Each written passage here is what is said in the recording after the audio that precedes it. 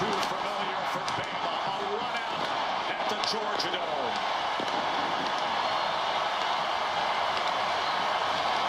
A visit back to Atlanta. Just 4 weeks ago, they claimed their latest SEC championship. And try to score on them if you can. They led the nation in scoring defense. The tide has arrived.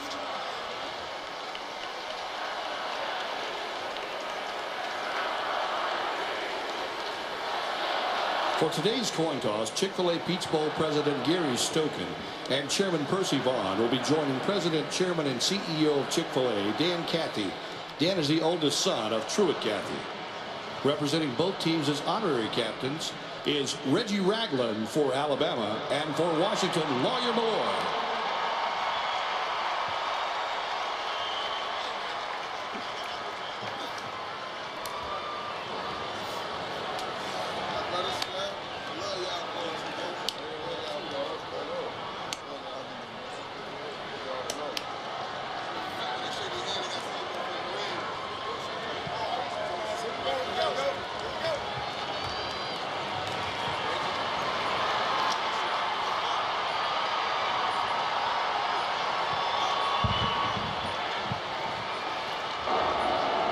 Shake hands, gentlemen.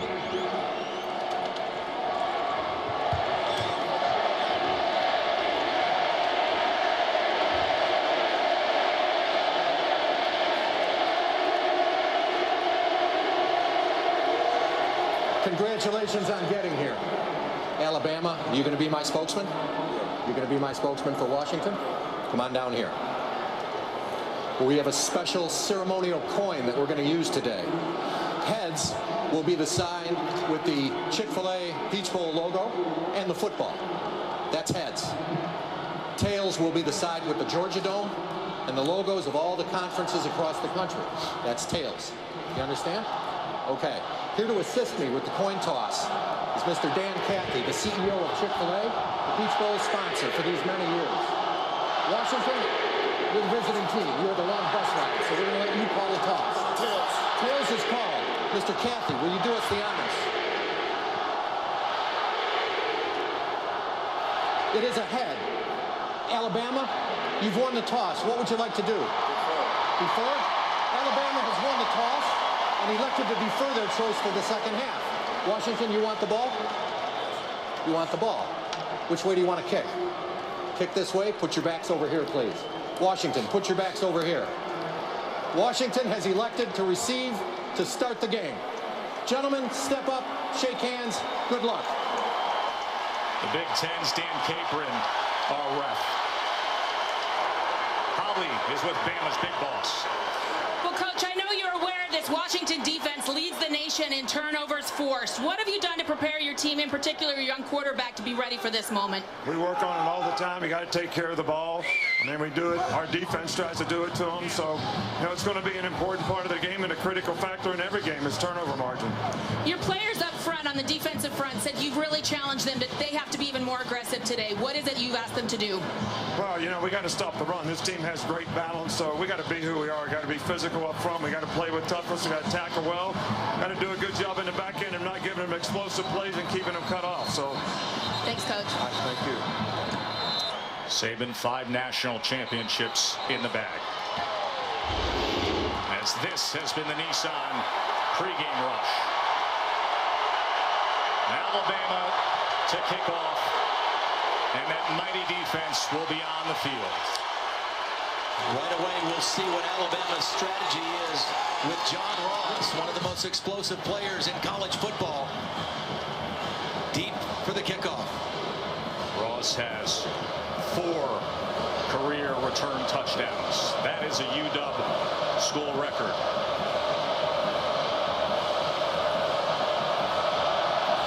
Adam Griffith gets us started here in Atlanta. And Ross will take it out of the end zone. And he is tripped up just beyond the 10-yard line by Minkah Fitzpatrick.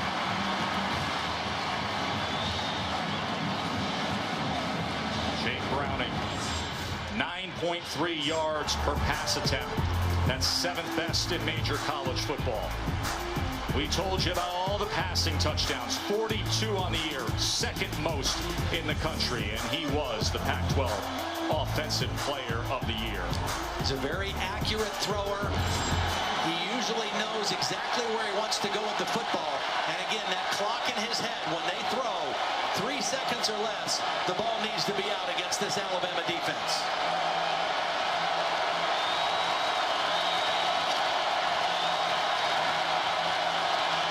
Rounding to start the game with a sprint and pass to John Ross. Chick-fil-A impact players. Washington, the fast weapons with Myles Gaskin, who could be a receiving threat out of the backfield. Ross has 17 receiving touchdowns. Of course, Bama, two of the best players in the country lining up on defense, and Allen and Reuben Foster. 4-yard reception by Ross to get the game going. Here's Gaskin as he muscles his way to the 19-yard line. Alabama, the #1 rush defense in the country, only allowing 63 yards per game. But Washington has told us we have got to live with 2- or 3-yard gains in the run game. We have to have some kind of balance, and we've got to make Alabama's defense respect our ability to run. First third down play of the game for Washington, very manageable at 3rd and 3. Empty set with Daniels in motion. 3rd and 3. The area of concern is the right guard. And incomplete to the outside of Ross as Marlon Humphrey had coverage. Where Washington has had problems with big physical defensive linemen is at the right guard position, and that's exactly where Dalvin Tomlinson beat his man. Right here, working on a true freshman, Nick Harris. Tomlinson, a powerful man, just throws him out of the way. And Jake Browning, not enough time to make an accurate throw. Tristan Vizcaino on to punt away. Trayvon Diggs has been the primary return man since the injury to Eddie Jackson. They came after that first one. And it takes a heck of a Washington bounce. Look at this. All the way inside the 20. A 64-yard punt by Vizcaino to open up the game. Just 18 years old is the sensational freshman Jalen Hurts, coming off his SEC championship, the SEC's Offensive Player of the Year. You go back to Herschel Walker to find a freshman who did that. And only one other man has won the national championship as a freshman. That was Oklahoma's Jamel Holloway back in 1985. Tremendous poise and maturity. You see it in his eyes the entire football game. Nothing rattles this young guy.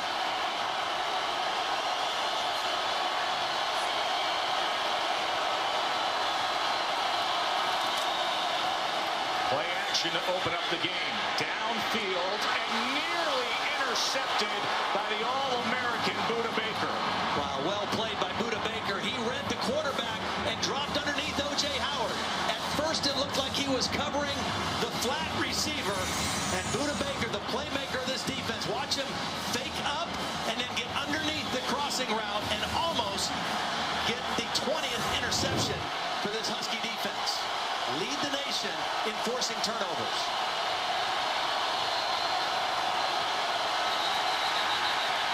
Flag comes in. It looks like Jonah Williams may have moved. False start. Offense. Number 73. 5-yard penalty. 2nd down. Joe, for the last few weeks, you and I have both been in agreement. We think the Washington defense is good enough, salty enough, physical enough to hold their team in this ball game. It's a matter of whether their offense can score enough. But this is a very talented defense, particularly the back end of the Husky defense. 2nd and 15 after the penalty. Here's Damian Harris, and he picks up maybe 3 yards. The Chick-fil-A impact players with this side of the matchup. And Alabama's left tackle Cam Robinson, he's going to be a top NFL draft pick. Calvin Ridley had 66 catches this season. Elijah Qualls is one of the 300-pounders up front. You just saw how good Buda Baker is in coverage, and he'll be aggressive up towards the line as well. There is Elijah Qualls. He is built like a big box at 6'1", 321. 3rd and 11 now for Bama. They weren't ready for the play. And Hurts looks like he has nowhere to go, and he is taken down by JoJo McIntosh. Real miscommunication. Some of the wide receivers were looking to the sideline for a play call, and the ball was snapped. And Jalen Hurts looked surprised by the snap and ended up losing yardage on the play. They're looking to the sideline. The ball is snapped by the center, Bradley Bozeman, and a negative yardage play on 3rd down for Alabama. We talked about the crowd affecting Washington. In this end of the stadium, it's a Washington crowd, and it affected Alabama. Second-team All-American punter J.K. Scott from his goal line, as Dante Pettis, good return man, is back.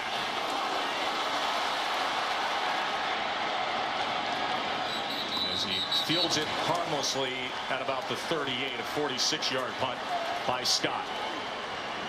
You know all about that Bama defense. Washington showed you a little something. Browning's second attempt at him coming up. Both teams' offenses 3 and outs. We felt that the defenses would be primed for this matchup. Let's see if it stays that course as Washington out there again. Levon Coleman the back with Browning. Take yardage any way you can get it. 24 yards in the exchange of punts. Here's Ross again, as he ducks down at the 40-yard line.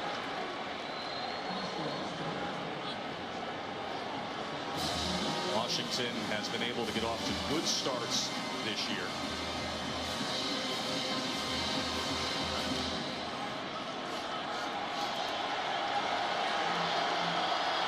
Second down in this distance. Run or screen down for Washington. Got to try to maintain balance. Browning on 2nd and 6. That was well overthrown. Ronnie Harrison tried to go up for it. He was looking for Dante Pettis. Well, it's lucky for Jake Browning that he threw it so high, because it was way behind Pettis and right in line for an interception for Ronnie Harrison. Again, this defense, so opportunistic, so many playmakers on this defense. That's why they score so many touchdowns. They got lots of guys that are good when the ball's in their hands. Like that guy, 22, Ryan Anderson, and Reuben Foster, the unanimous first-team All-America. Tim Williams has 8.5 sacks.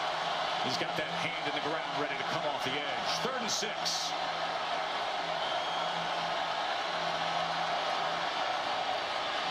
Browning's got to step up top, runs for the first down, and slides down past midfield. Great decision. This is something you have to do. Jake Browning is not necessarily known as a running quarterback, but watch the middle open up. Because Alabama plays so much man coverage, those DBs turn and run with receivers. You see a seam, take the seam, and get the first down. If Jake Browning can do that 2 or 3 times in this ball game, it'll really give the Alabama defense something else to think about. So 13 yards on 3rd and 6.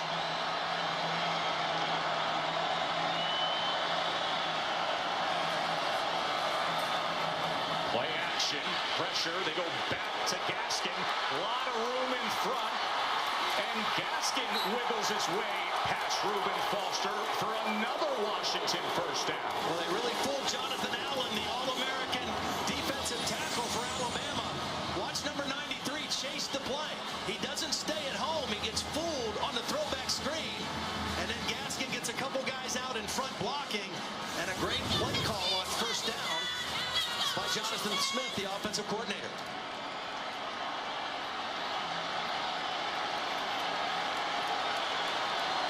There's that pre-snap window dressing that Peterson's staff has always been accustomed to. Levon Coleman can barely get back to the line of scrimmage. Jonathan Allen was right there. Again, you have to run the football. You cannot just drop back and throw 3/4 of the time against this team. They're too good if they get you one-dimensional. And you have to live with short gains and hope that later you might pop some runs for 5, 6, 7 yards.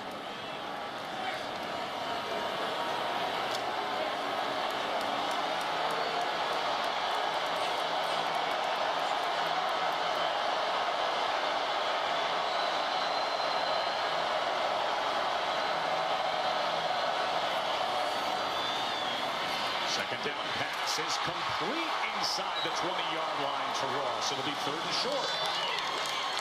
Ross does a nice job of getting inside. Watch him set up the cornerback and get inside Anthony Averett with that quickness and a nice ball thrown on time and accurately by Jake Browning. We talk about Ross as a deep threat, but in the red zone, he is very productive.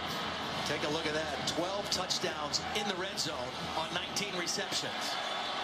3rd and 1 here. Good looking drive being pieced together by Washington. Coleman patiently looked for something and earned a Huskies 1st down.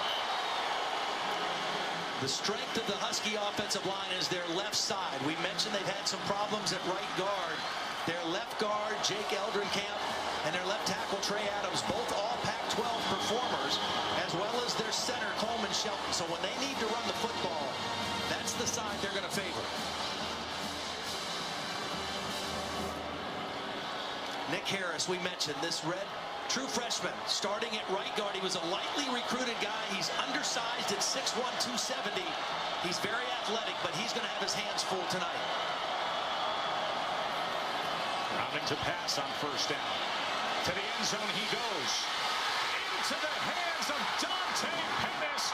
Huskies strike first.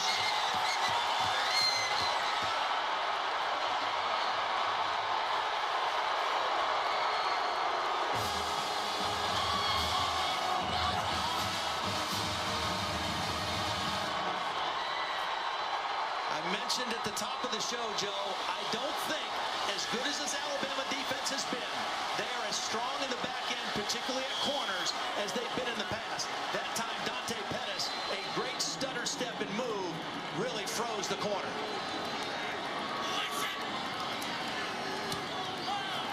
As Cameron Van Winkle adds the extra point. An 8-play drive. Watch this by Browning. Single coverage as Pettis comes in motion. A little stutter step. The corner bites, and he beats him to the end zone in a perfect throw over the outside shoulder by Jake Browning, and the Huskies strike first. Nice misdirection on a couple plays in that drive. Remember, it started on their own 36-yard line after starting on the 12, their first one. Darius Stewart from the 2-yard line.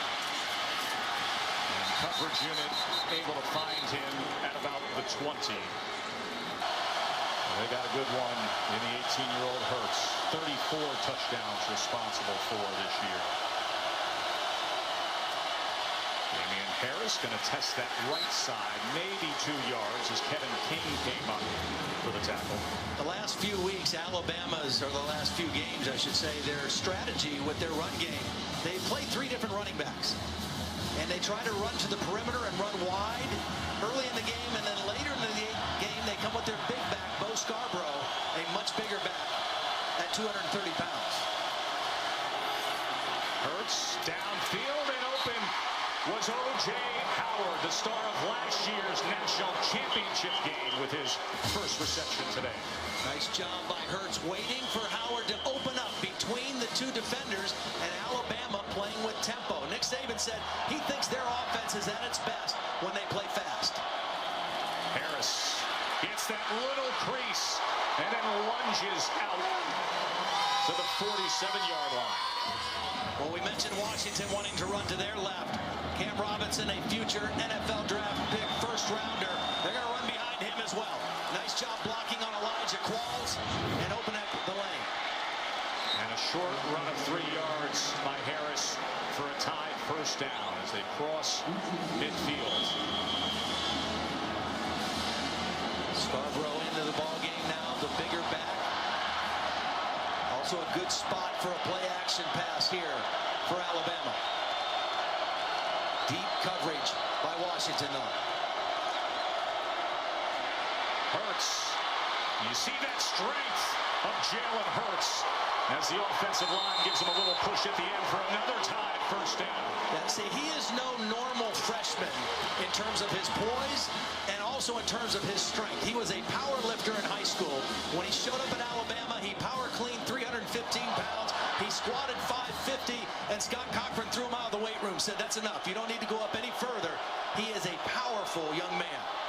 Here's Scarbrough now as he gets past the would-be tackler and balances his way to the sideline inside the 30. Another 11 yards for the tie. Really nice block by Gary Dieter, the wide receiver. The graduate transfer from Bowling Green was on the end of the line there and got the key block on Buda Baker. Well, this up-tempo on this drive has really worked for Alabama. Hurts gonna keep again and just tripped up that time by Benning Potoa'e.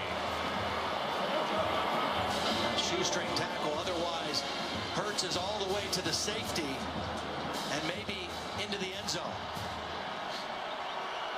Great response drive by the Tide. Another dose of Bo Scarbrough at nearly 230 pounds. Both of these defenses suffered 2 critical injuries. For Washington, it was their best pass rusher, Joe Mathis, and their leading tackler, inside linebacker, Azim Victor, both out of the game today. 3rd and 2. Scarbrough. Muscle man down to the goal line. Touchdown, Alabama.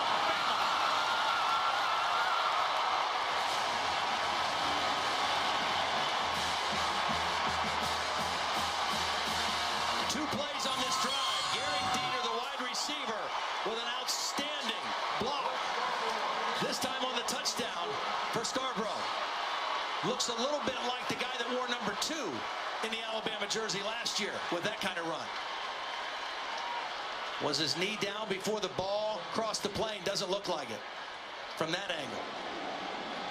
Tremendous individual effort.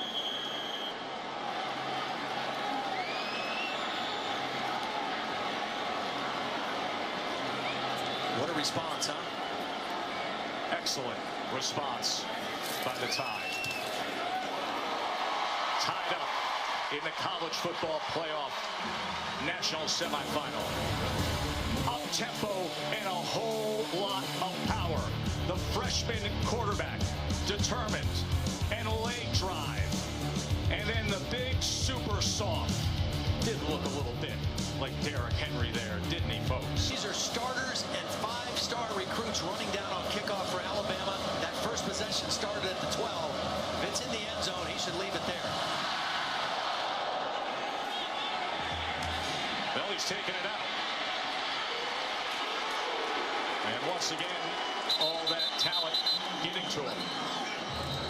Well, explaining Bama's greatness, it begins and ends, of course, with defense. Jonathan Allen finished top 10 in the Heisman. Reuben Foster, a slingshot into every play. It was nearly impossible to run against them. They only gave up 63 yards a game. If you can't run, you won't get many first downs. Constant 3 and outs. And if you can't get first downs, not going to score much. Only gave up just over 11 points a game. Oh, but they will score themselves 10 defensive touchdowns. And in every one of those categories, Todd, they were number 1 in the country. That's the leader right there. Reuben Foster, their middle linebacker, has had a sensational season. And he plays fast and sideline to sideline. Gaskin. Nothing is there. That was Deron Payne and company stacking up that wall. See, this defensive front of Alabama, they are so good at just eating up 2 blocks. They just hold their point and allow their linebackers to fly around and make plays. It's very hard to move any of those guys, Tomlinson, Payne, Allen, off their mark at the line of scrimmage.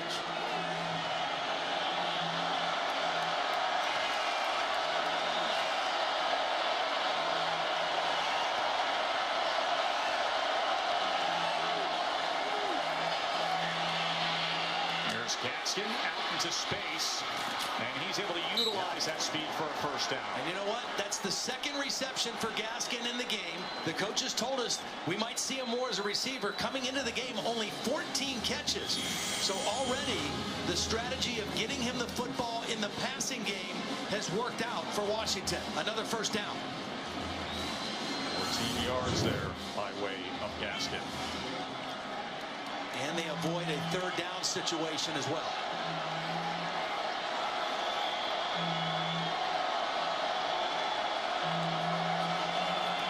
Play action as he goes to the tight end Sample. Let's go to the field to Holland. After Washington scored their first touchdown, when the players came over to the sideline, they were exuberant. Keep in mind, they've been hearing for over a month that they are not going to score or move the ball on this Alabama defense. One of the defensive linemen came over and said to Dante Pettis, I told y'all this was going to be fun. They are gaining more and more confidence as the game goes on and moving the ball on this daunted Alabama defense. They're gaining more confidence every second over here. Well, I'll tell you a couple things they're doing, Holly. They're changing their plays and they're changing their looks. Many different formations they're throwing at Alabama early in this football game. 2nd and 2. And pushing ahead for that line to make was Gaskin. I'll tell you another thing they did. They made a nice little adjustment with their protection to help Nick Harris. Now watch right here. This was the first drive on a 3rd down and 3 play. He's one-on-one against Dalvin Tomlinson. He gets whipped. It's incomplete. On the touchdown play later, watch. Instead of the center helping left, he's going to help right this time and be there in position to help. Browning plenty of time and the beautiful throw for the touchdown. Nice little adjustment up front by Washington, helping the freshman right guard.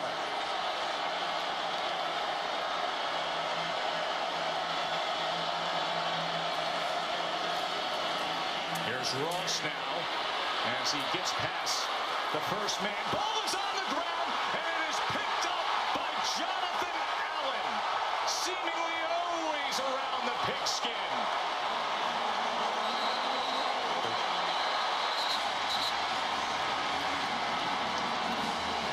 John Ross did a great job of eluding the first man. And then he looks like he's trying to cover it up, but the ball is ripped out. I don't know if that's Minka Fitzpatrick that rips it out. I think it is Anthony Averett that rips it out. And Alabama in this opportunistic defense gets the ball in plus territory. And when that happens, they are dangerous. In the regular season, 18 offensive possessions Alabama has had in plus territory. 11 of those they have scored touchdowns on. That is an extremely high percentage of touchdowns when they take over the ball in their opponent's territory.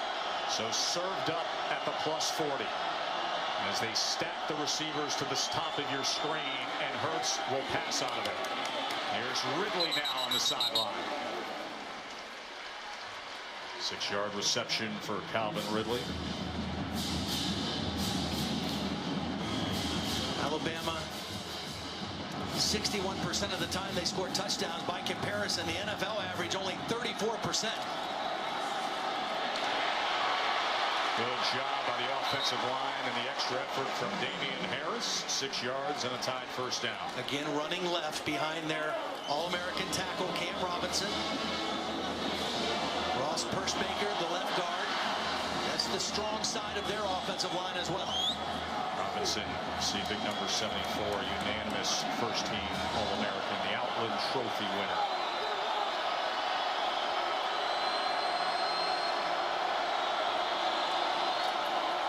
Pitch to Harris. He was met at the 25-yard line, 4-yard run. Kevin King coming up. Ardarius Stewart got away with a hold on that play. He was blocking on the edge against Saul Wuching. Wuching thought he got held. Ardarius Stewart, a very physical presence on the perimeter as a blocker or a receiver. Hurts is going to run it himself. Harris, lead blocker.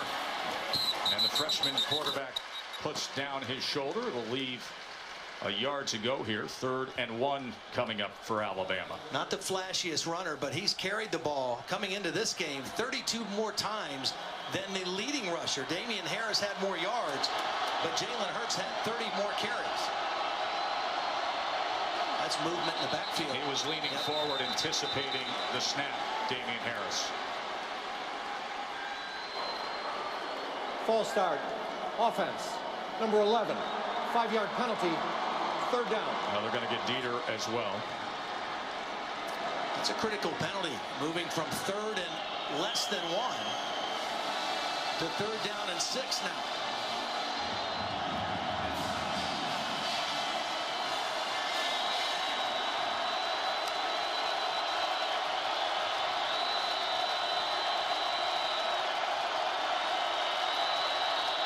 Lane Kiffin changing the play at the line of scrimmage. They might need to call timeout, though. Play clock down to 2.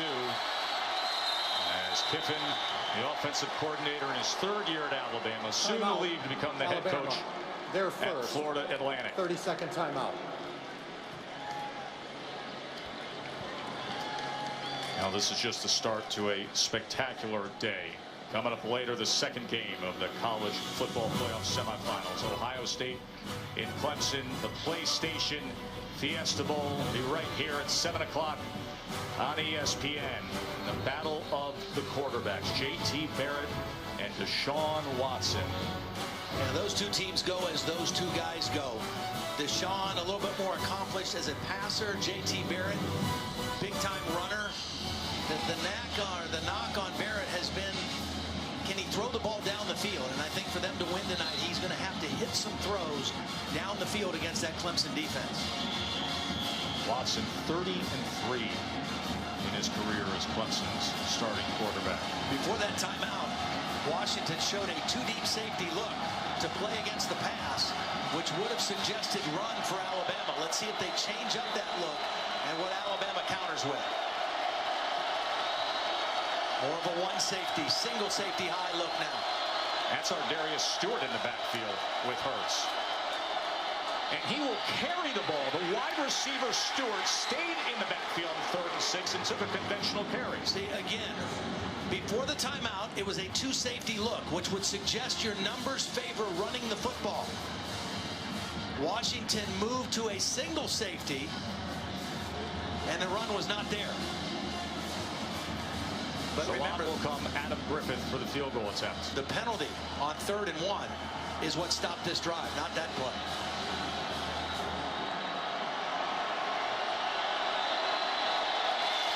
of 26 on the year, this from 41. As that'll be the end of the first quarter. Here in Atlanta. Go back to the 3rd down run play. This play is designed to go out here, but our Darius Stewart, he's going to cut it back, and there's no room when he cuts it back. Now, the problem I have with this play, it was well conceived and well designed. I didn't like the personnel grouping. If he's a true running back, he's going to see that hole and stay outside. Our Darius Stewart was a running back in high school, but a wide receiver at Alabama did not make the right read on that run. So it leaves him with a field goal attempt from Adam Griffith, who grew up in this area. Back in high school, had a big moment winning a state title game kicking in this Georgia Dome. 41-yard attempt.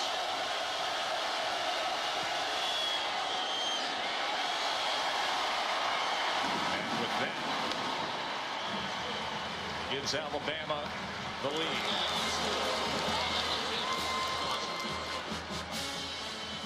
Celebrating its 12th year sponsoring the Good Hands Field Goal Nets, Allstate makes contributions to participating universities' general scholarship funds for each field goal and extra point kicked. And to date, Allstate has contributed millions in scholarship funds. You know, even though Alabama now has the lead on the scoreboard, that had to feel like a bit of a win for the Washington defense. They turn the ball over. Alabama normally deadly when they get the ball in opponents' territories in terms of putting it in the end zone. They got the penalty on 3rd and 1 and the stop on 3rd and 6, and they only trail by 3. Let's go to the field to Holly. Well, Todd, you talked about all the different motions and shifts and formations we're seeing from Washington. That's causing some communication issues for Alabama's defense. Keep in mind, linebacker Foster makes all the calls. He's done it all year, but usually by his side is Sean Dion Hamilton. He's the guy that corrects him when he's wrong. He's out this game, and I've seen several instances where those guys are struggling to communicate, get things set up on defense. Yeah, Sean Dion Hamilton, the coaches told us, was like having a coach on the field. Very smart guy, not out there today. Ross will take the knee this time. Levon Coleman probing his way and only able to get 2 yards. Again, when we talked to Chris Peterson and we talked to Jonathan Smith, the offensive coordinator, they both said, we've got to treat this game like an NFL game. We have to slam the ball in there and run, and if we get 2-yard gains, we can't panic. We can't abandon the run. We got to hope that some things open up, but we have to maintain balance in our offense and make Alabama play us honestly.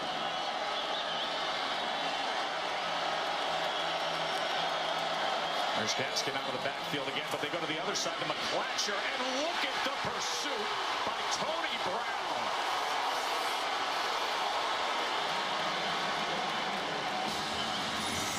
Well, they know Chico McClatcher is dangerous on perimeter screens. Tony Brown read it, got off the block of the freshman wide receiver Aaron Fuller, and made the negative yardage play. That was just Tony Brown being a better player than Aaron Fuller on that one. 7-yard loss, and this is exactly the spot you said Washington has to avoid. Watch out for 22 and 56 off the edge here. They're 2 for 3 on 3rd down, but they've all been under 7 yards. Conservative play call that Jonathan Allen was right on top of as Gaskin is taken down for a loss of 3. Yeah, Jonathan Allen read this right away. I mean, he saw this. He was on a little stunt to that side. He's right here. He's going to be running a stunt to this side, and then he read the action of the line and went right to the screen man to make the tackle. Remember, Vizcaino had a 65-yarder with the bounce earlier, that rugby style. They're short of man. Use a field flipper here. They run one on. He normally goes to his right and tries to kick it between the numbers and the hash on the right side. The second time they've kicked away from that side, and it full digs again. Good self-scouting by Washington, and another great bounce by Vizcaino. The scouting report on Washington punting: move to the right, kick it to the right. 2 punts in the ball game. Both of them have been to the left. Last year he was the scout team quarterback for Alabama, representing Deshaun Watson as they prepared for the national championship game. Scarbrough. He could play a big role today with what we've seen early on here. 7 more. You know, it's been kind of a perfect storm for Jalen Hurts taking over as the quarterback. With a defense as good as Alabama's has been, they're going to be in every game. You've got the ability to run. You got skill guys around you. As we see Alabama pick up another hard-fought 1st down. They haven't had to put too much on him through the season. They've been able to allow him to grow and develop as a quarterback. Sometimes with a quarterback who loves to run like Jalen Hurts, it takes a little longer to develop him as a passer. This bowl prep has been good for that. There's Scarbrough now on the pitch, and this time the Huskies are able to get to him. Holly. We were finally able to speak with freshman Jalen Hurts after he's been off limit to the media all year, and I asked him where he got that calm presence and poise from, Todd, that you've noticed so much. He said, you know, when I was a kid, I would sneak into the huddle at my dad's high school. I would just poke my head up under there, under people's arms. He said, I've been in the huddle all my life. It's a place where I feel so comfortable. Well, you see it in his eyes. I mean, it's so easy to read. And his ability to go to the next play after a mistake, and he hasn't made a ton of them, but when he has, his ability to go to the next play quickly, I think is impressive.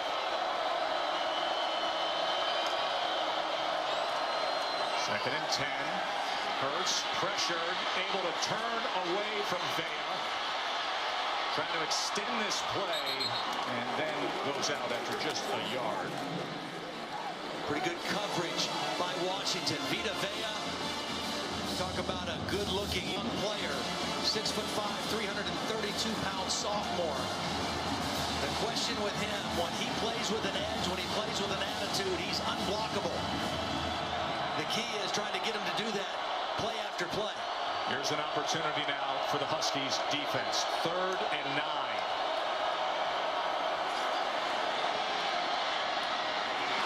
That ball was snagged on the sideline that time by Garrick Dieter. Garrick Dieter kept 1 foot in, snatched the ball. was a graduate transfer from Bowling Green. When he was a senior at Bowling Green, he caught 94 passes for over 1,000 yards. Transferred to Alabama to become a more well-rounded player. Excellent staying at home by Vea there. That was a big catch by Dieter. Garrick Dieter, unique first name. He was named after Lou Gehrig. He has a brother Nolan, as in Nolan Ryan, another brother Thurman, as in Thurman Munson. Canton, Ohio native.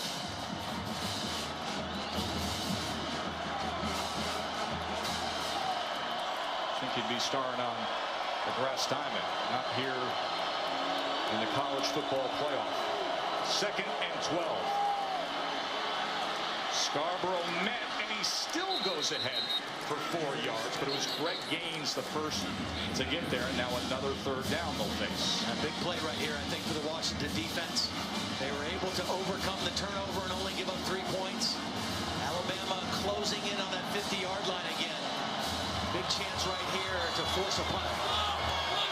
Got to be aware of Jalen Hurts taking off and running if you're too concerned with coverage. 3rd and 7.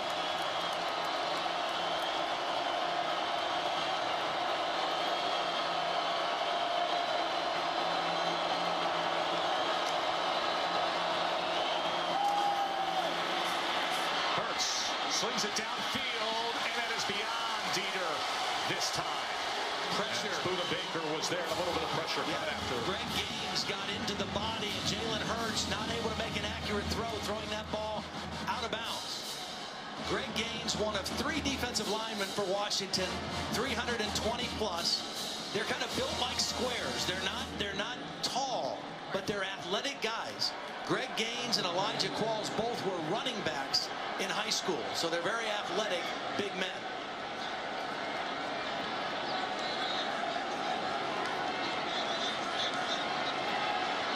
Scott on to punt again. Example of the big leg that he offers up, skies it inside the 10-yard line where Pettis has the fair catch. Hired him at Kent State, got the coaching career going. Convinced him not to go back home and work elsewhere.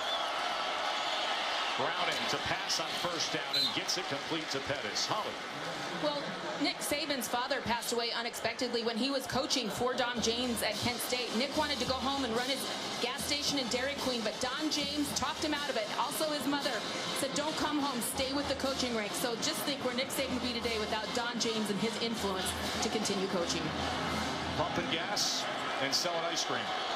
Instead, he's knocking on the door of possibly history, chasing Bear Bryant.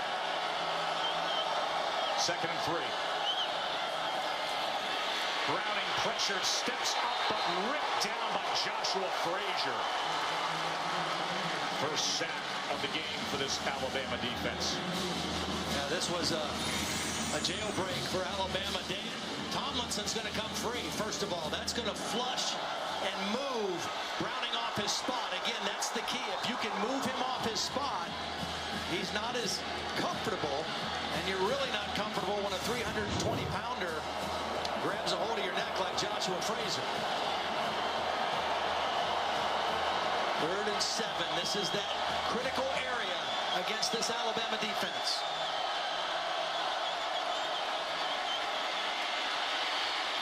Browning on 3rd and 7, too far to the outside of McClatcher. Really good coverage by Anthony Averett. I mean, he was in single coverage, hard inside technique, man-to-man. Did a nice job of running right with it.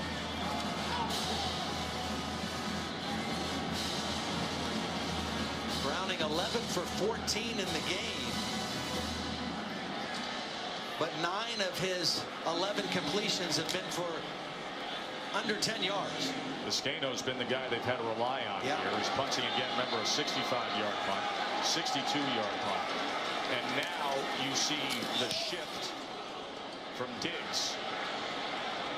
As it was played to that right side, but went out of bounds. And it'll be outstanding field position for Alabama. Just a 33-yard punt. Second time Alabama started in plus territory. I would expect them to take a deep shot here. Hurts Does he have time to? Pressured and then tripped up, as that was a good surge by Tevis Bartlett. He was looking for Ridley. And Ridley was covered by the corner, and the safety was helping initially. He's going for number 3. It's play action. Throw it to your best deep threat. And pretty good job in coverage, but the pressure is what got to Hurts, and he was unable to get the throw off. It's the second time that Alabama has started in Washington territory. Hurts met at the line of scrimmage and taken down by Jalen Johnson. Well, again, I think what Alabama and SEC fans are seeing that we knew coming in. Washington's defense, people get the impression that Pac-12 is all finesse. This is not a finesse football team. It's a very physical football team, particularly in their defensive front. And now a chance for this Washington defense to get out of trouble after just a 33-yard punt. And this started at the plus 45. 3rd and 12 for Hurts. A lot of time. Searching for options. Wow, great Throwing coverage. it out of bounds. Great coverage downfield. Outstanding job by the Washington defense. Washington, similar to Alabama, is able to generate pressure with 4 guys. That means they can cover with 7. They've got Ridley under wraps, short of the first down. Dieter, Buda Baker in the area, trading them off to a safety. They got O.J. Howard. It's zone defense on 3rd and long with a 4-man rush. So now the 6'6" punter from Denver, J.K. Scott, back on there. Second 3 and out for Bama.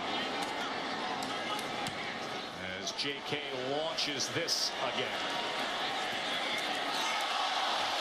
And nearly a sensational effort that time. Bama's first team All-American. Dangerous pass by Browning as Ronnie Harrison came in and put a lick on John Ross. Yeah, perfect timing by Ronnie Harrison. Big physical safety, 6'3", 215 pounds, read the slant. Corners got outside safeties coming for inside help, and just perfect timing by Ronnie Harrison. Last 2 possessions, Washington has gone 3 and out. Of course, Alabama's defense, the best in the country at forcing 3 and outs. 2nd and 10. Browning was to the outside of Gaskin, but Foster was right with him. Now, the first 3 3rd down situations that Washington had in the game were all under that 7-yard mark. Now counting this one, the last 3 have been 7 or more. 15, 7, and now 10. And that's the area you do not want to be in against this Alabama defense.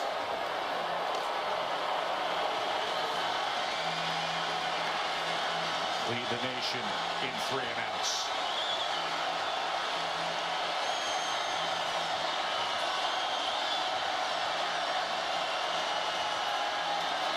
Here comes Williams. Browning steps up. Williams trying to track him down, and they get to him. It was Harrison and Williams converging on the sophomore quarterback. Good decision, I think, by Jake Browning. If it's 3rd and 5, 3rd and 4, you got a chance. Watch the rush. Tim Williams, one of the premier pass rushers Alabama's ever had. The pocket closes, Browning takes off, and then Williams pursues from the backside along with Ronnie Harrison. Again, the 3rd and 10 needed made that play impossible to gain the first down. So Diggs and Vizcaino back out there. This is not a good-looking punt by Vizcaino this time at all. It struggles to reach midfield and then does take a Washington bounce. Well, Alabama, it feels like they've been playing downhill ever since their first offensive possession. A decided edge in field position, but Washington to this point has been able to hold them to only 10 points. Another possession for Alabama as we near the break with excellent field position. See if they go smash mouth again. Play action. Coming after Hurts. was looking for Dieter on a crossing route as Sam Wuching was chasing down Jalen Hurts. Very lucky that ball didn't get intercepted. I think Kevin King, if he'd have seen where the ball was coming, he would have made an interception. He was going to hit Dieter. Watch Wuching, number 28, get the pressure. This is a dangerous throw across your body, back towards the middle. Kevin King, if he would have seen the ball, I think he'd have made a play on it. Scarbrough now. Good looking run down the left side as JoJo McIntosh had to get to him eventually. 16 yards more for Scarbrough. Nice block by Cam Robinson. First Baker got away with a hold at the left guard position, but Scarbrough showing his power running on the perimeter. He has been the most reliable weapon for Alabama.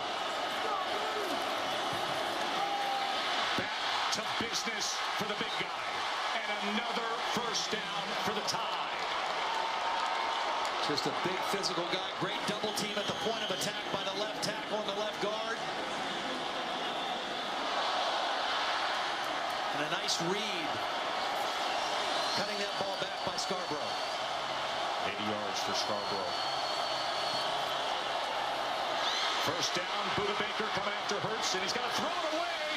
And it almost is picked off by Taylor Rapp. He was just hoping the ball would stay in play.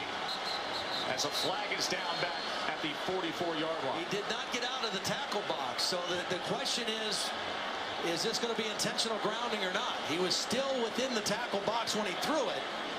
But I think there was a receiver in the area, even though the ball went out of bounds. Intentional grounding. Offense. By rule, the ball is placed at the spot of the foul with a loss of down. Second down. Check in with our not get outside the tackle box. rules expert, Bill Lamagna. Bill? Well, Dan Campert hit it on the head. The quarterback's still in the tackle box. He throws the ball away. There is no receiver in the area. So we have an intentional grounding call. At first I thought there was a receiver, but he was running deep, and clearly Jalen Hurts, under duress, was throwing the ball away. And another break for this Husky defense. Now it's 2nd and 26.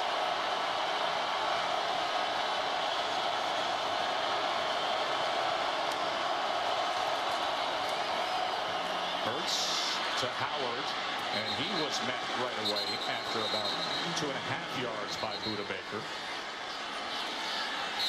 A little testy at the end of the play. Darius Stewart mixing it up with Kevin King. Again, we said Stewart, a very physical presence on the perimeter. A different type of receiver than Calvin Ridley. And 3rd and long. Washington defensively look for zone, try to keep the ball in front of them and make a tackle short of the first down. 3rd and 23. Put into the hole from the penalty. Josh Jacobs met Kevin King and company.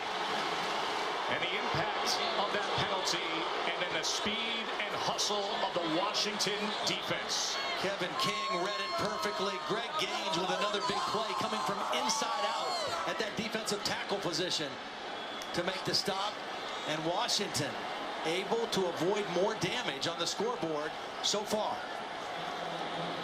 The penalty likely costing them at least a field goal attempt as J.K. Scott on to punt again. Huskies have asked a lot of their defense, and they have responded. Well, they're going to get a great field. Nice job. Well done by Scott. Great job by the Gunners getting down there and pinning Washington deep inside their own 5. Excellent job by J.K. and Levi Wallace. Good Hands Play is brought to you by Allstate. Jake Browning, quick release, getting the ball out on time, and then the touchdown throw earlier in the ball game. Beautiful route by Pettis. Perfect timing. Thrown over the outside shoulder for the Washington touchdown, and they led early in the game, but now find themselves down 10-7 and deep against their own end zone.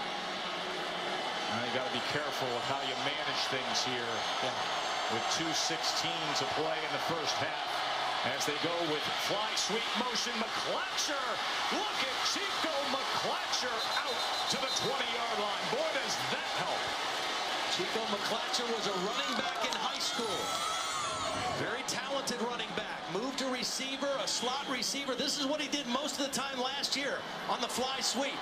Broke the hand tackle by Tim Williams and got the first down. And a much needed little bit of real estate and breathing room for the Husky offense. Browning now to pass on first down with that breathing room. Smartly tucks and makes the most of it. See, I think Washington and Jake Browning needs to take some shots deeper down the field. He's been accurate, 11 for 16, but only 78 yards passing.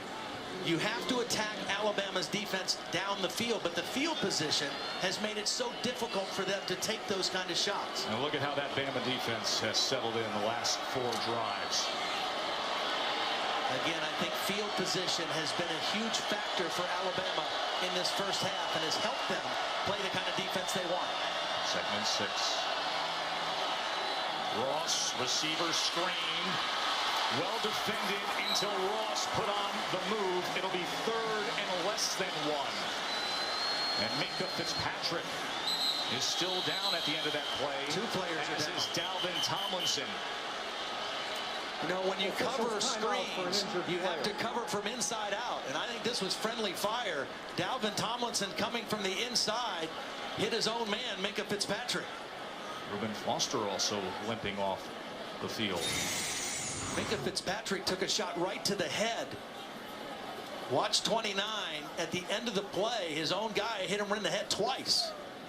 That's a 300-pounder in Thompson coming in to the helmet of Minka Fitzpatrick, who has been one of the best players in all of college football this year and so versatile in a position that Alabama needs. And he's covered up a lot of holes as that defensive backfield got thinned out over the course of the year. Well, he's an elite player. He's played corner. He's most comfortable, I think, at safety. You know, Alabama has what they call the star position. It's kind of the nickel back. He's played there at times in the last 2 years. But he is an outstanding player. Remember, this defense lost Eddie Jackson, who was another elite player in the back of their defense. Safety broke his leg earlier in the year. He's here with his team, encouraging him, leading him. Good to see Fitzpatrick up. Eddie Jackson was such a key part of this Alabama defense. That brings Deontay Thompson into the game, number 14. Nope, he's not in. He was out. Now he's back on the sideline. There's Eddie Jackson. Remember, the last 3 third down plays for Washington were all over 10. Timeout. Washington, their first 30-second timeout. And a 33 remaining in the half. And Washington will use a timeout. Holly? Well, one of the reasons these injuries are piling up and could be a concern for Alabama is their depth on their defensive line is not what it has been in years past. In fact, Dalvin Tomlinson, his backup all season, Dakota Ball, is not playing in this game today because of a hunting accident where he shot his index finger off. So they are thin up front. They would have a true freshman, Raekwon Davis, replace him. And, of course, Reuben Foster back out there, but he was limping heavily with that left knee. They cannot lose him. They have been thinned out a bit on defense. Halftime report. Buick halftime report is coming up with Stan, Mac, and Mark. They're going to get us set for that PlayStation Fiesta Bowl. KJ Carter-Samuels comes in, stops behind the center, and goes ahead for a quarterback sneak. They bring in the backup quarterback. He goes under center, and they pick up the first down. We saw it in practice on Thursday, and I saw Colorado run at the same play in their bowl game. Carter-Samuel goes past the center, comes back, and takes a quick snap. Ooh, that was dangerous as Marlon Humphrey was breaking on the ball intended for John Ross. Yeah, John Ross didn't get out of his break. That's as much on the receiver as it is the quarterback. Well played by Marlon Humphrey, but again, I think they're squeezing down on this Washington passing game. They've got to try to throw the football down the field a little bit, and you might see him have to resort to a 7-man protection to make sure they can give their quarterback enough time to throw it down the field.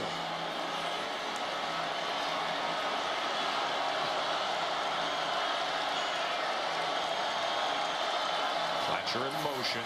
Browning pressured. Intercepted. Ryan Anderson The Tide defense rolls again.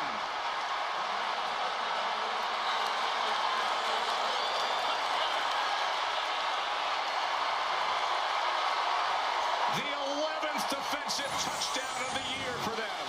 Here's the guy who made the play. Reuben Foster is going to blitz. Ryan Anderson is going to flatten out and play coverage. Those two guys couldn't have played it any better. Foster forces the throwaway. Ryan Anderson there for the interception. And for the 11th time this season, Alabama has a defensive touchdown. Their offense not able to capitalize on field position and score. Their defense does what they've done all season. Put one in the end zone.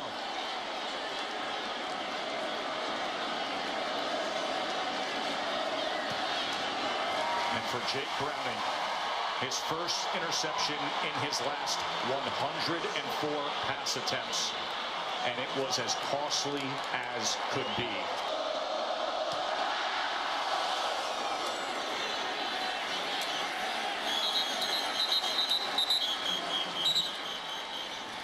Of course, January 9th, it is the College Football Playoff National Championship game presented by AT&T. We're all going to be down there at Raymond James Stadium in Tampa. Coverage comes to you at 8 Eastern on ESPN, but we'll start the day at 2 in the afternoon, get you set for the College Football Playoff National Championship game. I'm so looking forward to seeing the PlayStation Fiesta Bowl tonight with the Buckeyes against Clemson. See how this bracket fills out. Good sign there with Minkah Fitzpatrick back out on the field.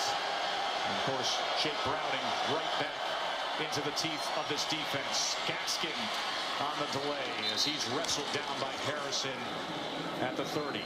You know, this might sound kind of weird, but this feels like what the score was supposed to be, 17-7, because of the field advantage, field position edge that Alabama had. Most of that second quarter, their offense wasn't able to get a touchdown, but the defense was able to help them out. Gaskin again, and it'll be 3rd and 2 from there. Washington defense has been very good today. A costly mistake moments ago. Ryan Anderson with the pick 6. But again, other than that touchdown drive, Washington playing uphill the entire first half. Here's a good gainer there by Gaskin. Under a half a minute to play. Washington with 2 timeouts remaining. Now with getting that first down, maybe you take a shot here. Chris Peterson going to use one of his 2 timeouts. Washington, they're second. Again, I think you got to figure out how to protect your quarterback, and that might mean moving him to a different spot or using more guys to protect. You know, a lot of times when folks were trying to predict this game, previewing this game, they said, well, if it's a conforming game, as long as they don't give up one of those defensive touchdowns. Yeah. Just gave up one of those defensive touchdowns. Yeah, you can't do that. I mean, those are momentum plays. They're huge plays that Alabama has capitalized all year. And Washington has been a great team as far as taking care of the football. Jake Browning making great decisions all year. That was a bad decision, and the kind of play you cannot give this Alabama team. And all year long, they hadn't given up a defensive touchdown. Yeah. And then the costly mistake there by Browning, and the pick 6 by Ryan Anderson. It's uncanny. Really Alabama is. defense ability to score themselves 11 defensive touchdowns on the season. Browning chased this time, and he will throw it out of bounds with 20 seconds remaining here. It was Tim Williams yet again with pressure on Browning. You talk about your offensive line needing to be able to protect your quarterback against this Alabama team. It has to be for 4 quarters because these guys don't slow down. Holly mentioned they're not as deep up front as they were a year ago, but they have 4 guys that they rotate through 3 positions that are all similar and all starters in their mind. Last year they had 8 that they rotated through, so they don't have the same numbers, but those first 4 they rotate through there are pretty doggone good. Browning with time, but he threw it behind Pettis. Yeah, that was good protection. Jake Browning had plenty of time. There were a couple deep routes involved in that play, but well covered down the field by Alabama. And he talked about Washington needing buy a few of those lottery tickets. See if you can cash in downfield. But you have to be able to set up to do it. That was a moment where he had the time. Now a 3rd and 10. Right guard moved, flinched in a stance, so make it 3rd and 15. I think Washington will run the football now. Offense, number 56, 5-yard penalty, 3rd down. They want to just gather themselves in the locker room here. Jake Browning only completed 1 of his last 8 passes. He started off 10 for 12.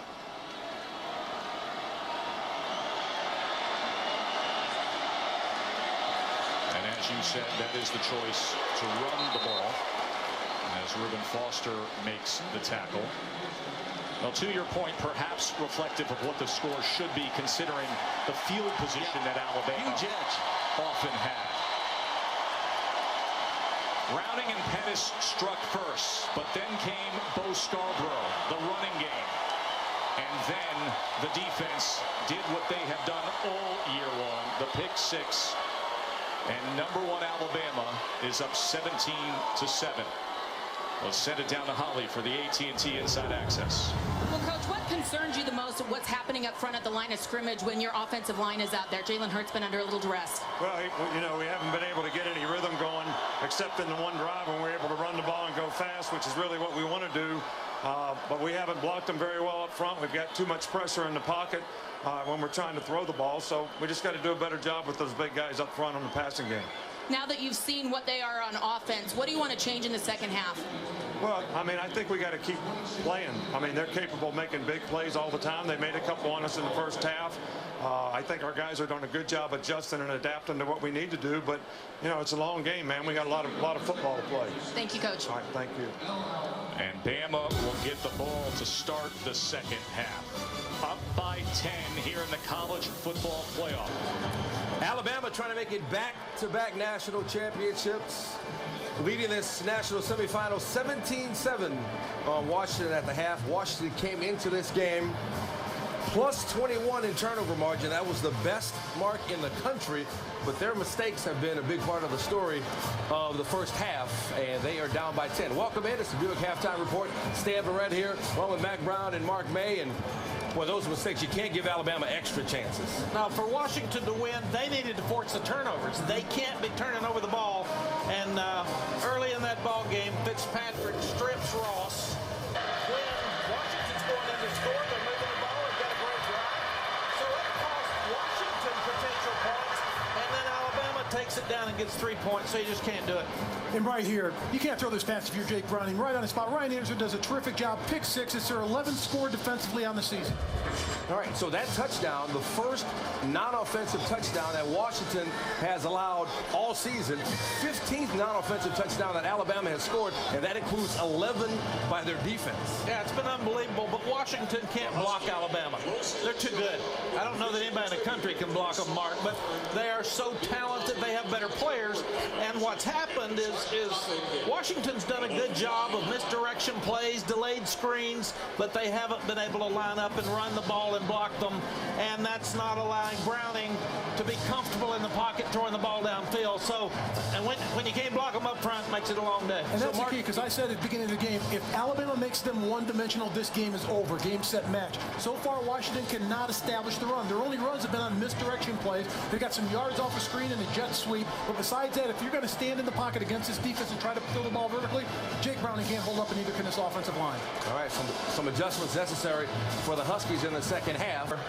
Bo Scarbrough, a grown man run for a touchdown to get Alabama on the board for its first score. Crimson tied by 10 here in Atlanta. Coach, your defense has held up very well, but they've been in terrible field position to start many of their drives. How can you change that? Well, we got to convert some first downs, and we really just need to not turn the ball over and give them a fighting chance.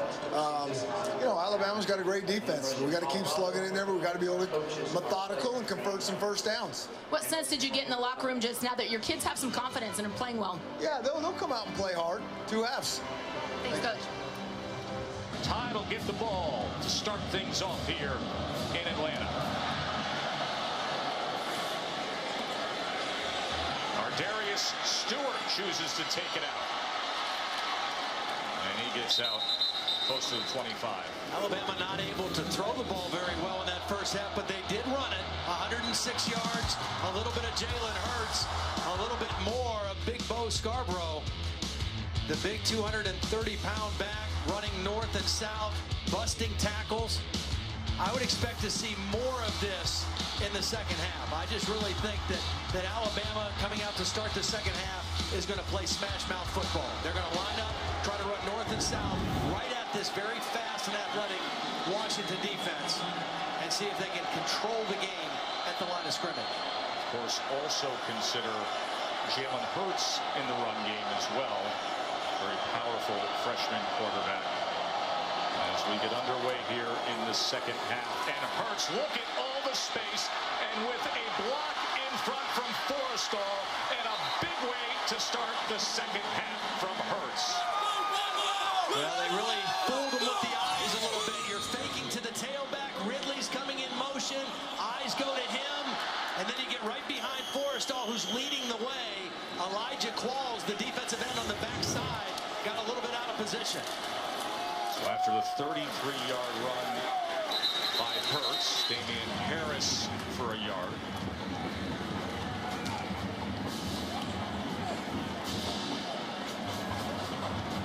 Lane Kiffin, his third year as the offensive coordinator.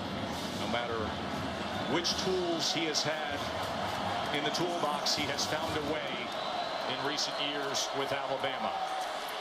This year, a freshman quarterback leading the way. Yeah, it's pretty amazing when you think about it. Lane Kiffin's been the offensive coordinator for 3 years.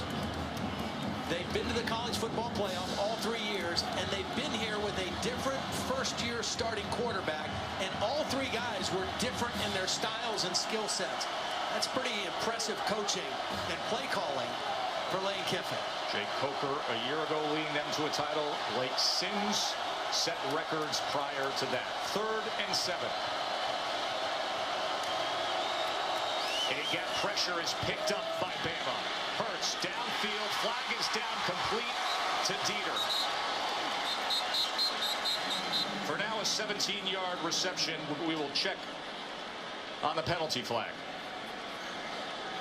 You run a guy deep, you run a guy short, and you run a guy right in the middle. Dieter was the middle receiver. Nice job by Jalen Hurts throwing on the run, but let's see what the penalty is. Ineligible receiver downfield. Number 87 in the offense was covered. Went downfield on the pass. That's a 5-yard penalty. Repeat third down.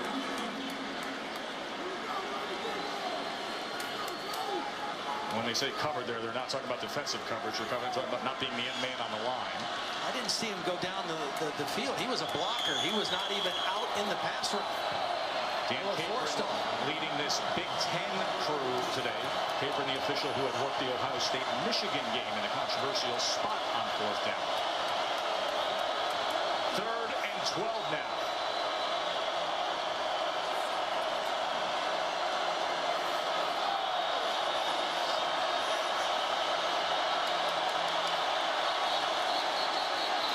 Hurts, as they will take a look at that play clock here. Delay of game. Offense. 5-yard penalty. Still third down. You know, credit Washington's defense for making some plays, but Nick Saban's offense has hurt themselves today. Penalties on third down situations in particular. 5 penalties for Alabama, all against the offense. And so many of those penalties curbing what appears to be very good opportunities on the plus side of the field. Now a 3rd and 17.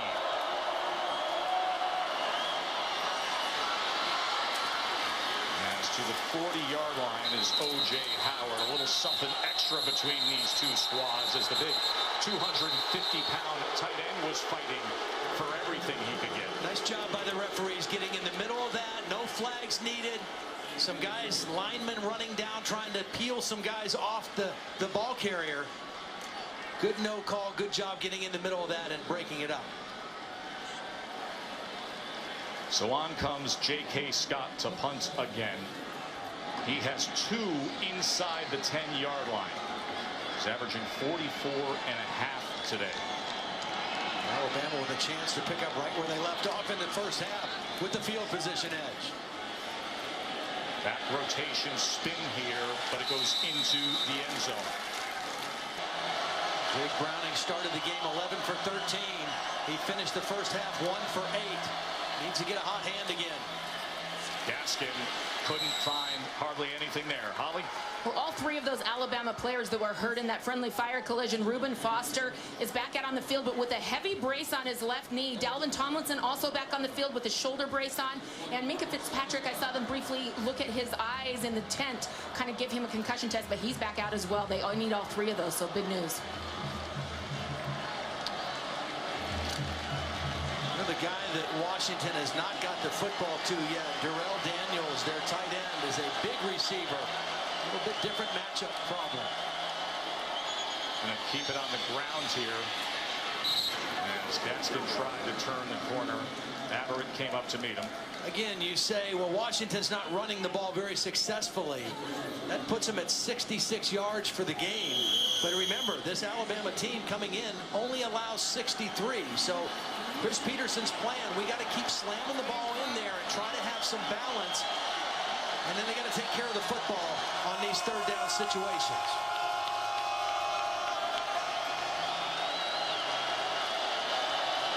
Well, they got the big Darrell Daniels split out in that diamond bunch formation to the top.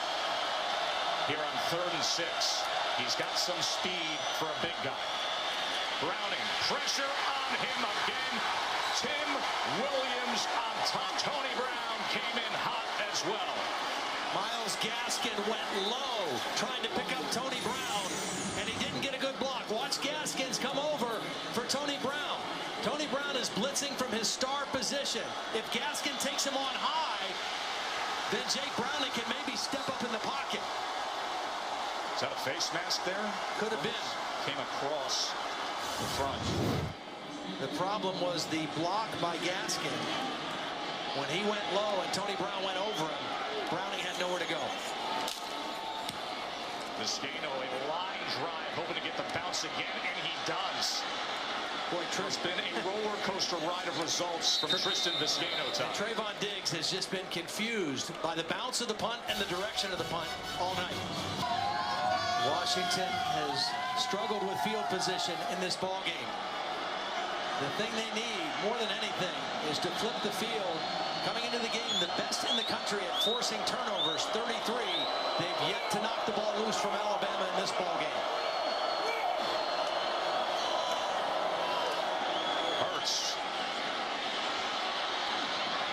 Gonna cut back, and it was a good choice as Qualls hits him forward ahead for 9 yards. Stepped up underneath the rush of Jalen Johnson. He's not afraid to take a lick. He's not going to slide very often.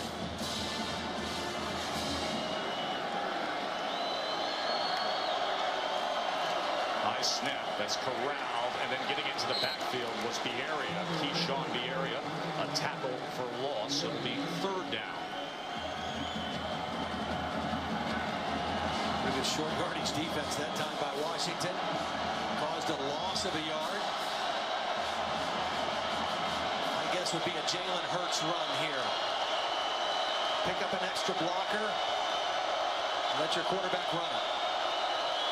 3rd and 2, design quarterback run, lowers the shoulder and still muscling as JoJo McIntosh was trying to rip the ball away, but Hurts goes for 7 yards. Yeah, Jalen Hurts had some problems with turnovers. 7 fumbles. He didn't lose all 7, but he got to the point where Nick Saban the last few weeks put him in the same ball security drills that they do with running backs and wide receivers. Did a good job protecting it on that play. Incomplete as O.J. Howard had to turn around and try to secure the ball. Missed opportunity by Hurts. Well, what O.J. couldn't see was there was a safety right on top of him. Jalen Hurts saw it and tried to throw it short in that little window, and the two were not able to connect. Alabama has tried to throw play action on 1st down and look to go downfield, but Washington for the most part, has really covered it well. So much of Alabama's success last year was built on play action. You saw what O.J. Howard was able to do against Clemson in the national championship game. This is quarterback run here. And Mr. Blackledge watching a lot of film. They're going to get a hold, though, in the interior of the offensive line. They go reading that, Todd. They go empty set, and they try to widen everybody out on the defense and open up a seam for him. Holding. Offense. Number 74. 10-yard penalty. Yeah. Second down.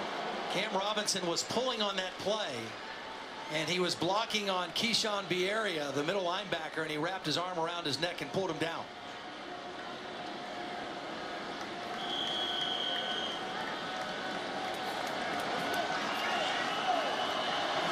Once again, another offensive penalty against Alabama. 2 steps forward, 1 back. Wide and split. then off in a punt.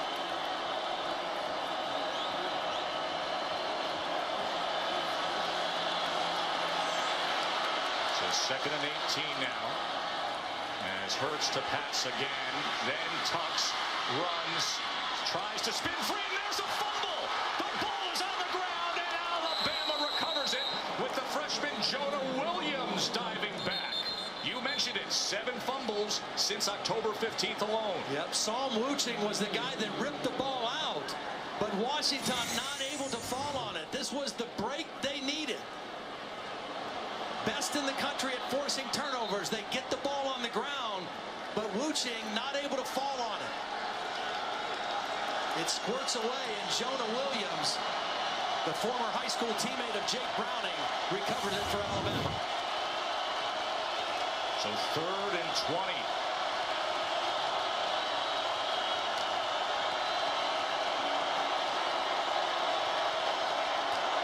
Play clock down inside of 2 again. They're not going to get this play off. They didn't get it off.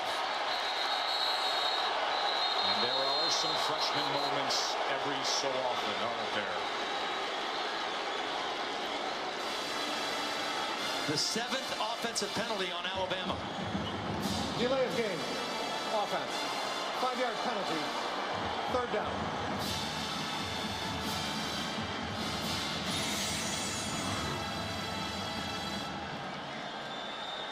See the frustration from Coach Saban. He's saying snap the ball. You got to snap the football. I mean, Bradley Bozeman's got to take a look at that play clock also, not just the quarterback. Bama offense heading in the wrong direction. And Scarbrough will get it back out towards the 45-yard line, and they will be punting from there. This Washington defense, time and time again, able to respond. Some self-inflicted wounds by the Bama offense. Let's go down to the field to Holly. Well, guys, a developing situation down here on the Alabama sideline. Reuben Foster, the very critical linebacker for this Alabama team, was taken into the medical tent. He just wasn't right on the bench. I could see someone talking to him for a long time. They finally took him into the tent, and it alarmed me when they brought out their medical stat kit. They did not eventually use that, and he has gone back out onto the field, but something definitely wasn't right with Reuben Foster. They've evaluated him and not seen anything happen. Butkus Award winner being attended to. Another high booming kick inside the 10 again by J.K. Scott. ESPN is a proud supporter of Extra Yard for Teachers. We also salute the Chick-fil-A Peachbowl for a $100,000 endowment scholarship to each university. As Coleman gets the carry for 3. Well, Coleman just has had nowhere to run tonight. 5 carries, only 8 yards. He had 101 yards in the Pac-12 championship win over Colorado. I'm sure there are some out there saying, why are they even trying to run? You have said to. you got it. You got to keep them honest. You got to stay balanced. You know, you got to help your offensive line in pass protection, so you can't allow them to just assume pass and pin their ears back and come after your quarterback. Haven't taken that deep shot to John Ross yet. Browning was under pressure. Jonathan Allen was closing in. Washington has had 10 offensive possessions. 7 of them have started at their own 20 or worse. I mean, then it's hard to stretch the field, which they need to do right now. They need to try to stretch the field with some vertical plays. But when you're backed up that close against your own end zone, against this kind of pass rush, very difficult to do. If I told you that stat, plus told you Alabama had a defensive score you served going up, you wouldn't think it would only be a 10-point margin. 3rd and 6. Bad snap. He wasn't ready for it. Browning has to just fall on it near the 5-yard line as Tim Williams was right on top of him. Yeah, this was going to be bad, period, because he's trying to communicate with Coleman. He's not ready for the snap, and I don't know that anybody was going to block Tim Williams. That could have been a sack fumble had he caught the snap. He's probably fortunate that he dropped it and fell on it, because Tim Williams was going to be on top of it. The 6th 3-and-out in 10 total drives now for the Washington offense. I wouldn't be surprised. Vizcaino heels in the back of the end zone. Able to get it away. What a great kick. It didn't go very far, but he kicked it away from Diggs.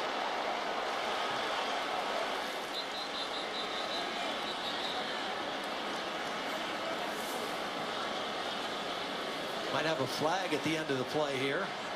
Let's check in with Bill Lamagna. What do you see, Bill? The kicker went down on the play, so we're either going to have a running or roughing the kicker situation. From the vantage point I had, the way he went down, I think he's going to go roughing,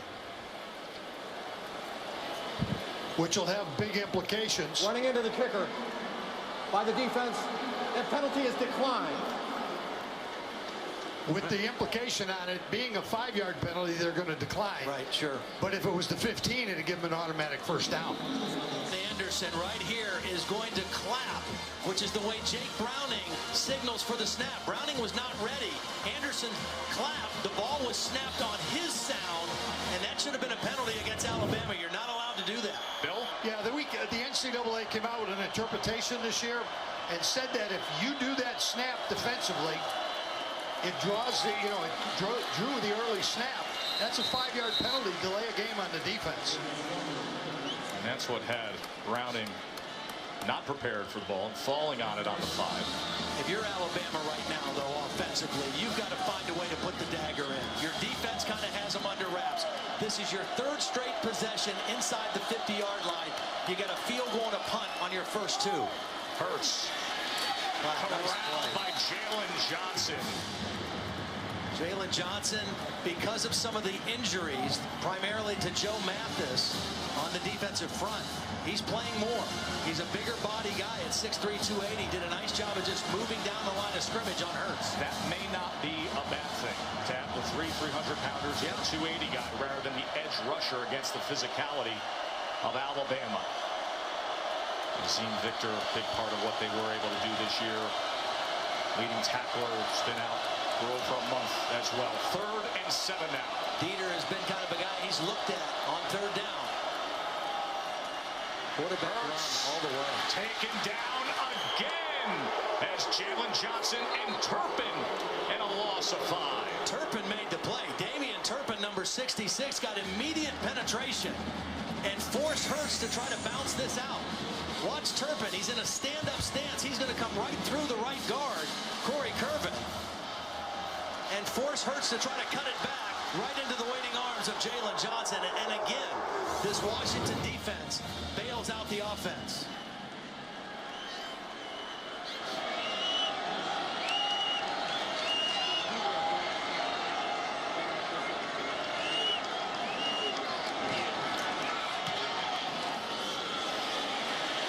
J.K. Scott hangs it up there again. And go for the touchback as we talk about this defensive line of Washington. Got a flag. Flag is down back at midfield. You know, I can remember when we went out to do that big showdown game, that top 10 game against Stanford. I said to you at practice, I go, they look like an SEC defensive line. For all those doubters the past few weeks as to how good this defensive line really was, you're seeing it today. Absolutely.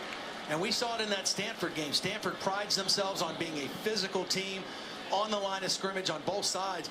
And that night, that Friday night in Seattle, Washington was clearly the more physical team against Stanford, and they held their own particularly on the defensive front, against this Alabama offensive line in this ball game. Holding, offense, number 55. The 10-yard penalty will be tacked on to the end of the kick. First down, Washington. That's a big break, because not only do they get the ball in better field position, the best field position they've had for most of the night. There's the hold right there, right in the middle of the screen. Cole Mazza, number 55, the snapper. And now Washington, with the best field position they've had for most of the night, they need to try to stretch out this Alabama defense. They've not attacked Marlon Humphrey on one corner or Anthony Averett for a while. Just think about describing the 30-yard line as great field position for Washington. Yeah. That's the kind of night it's been.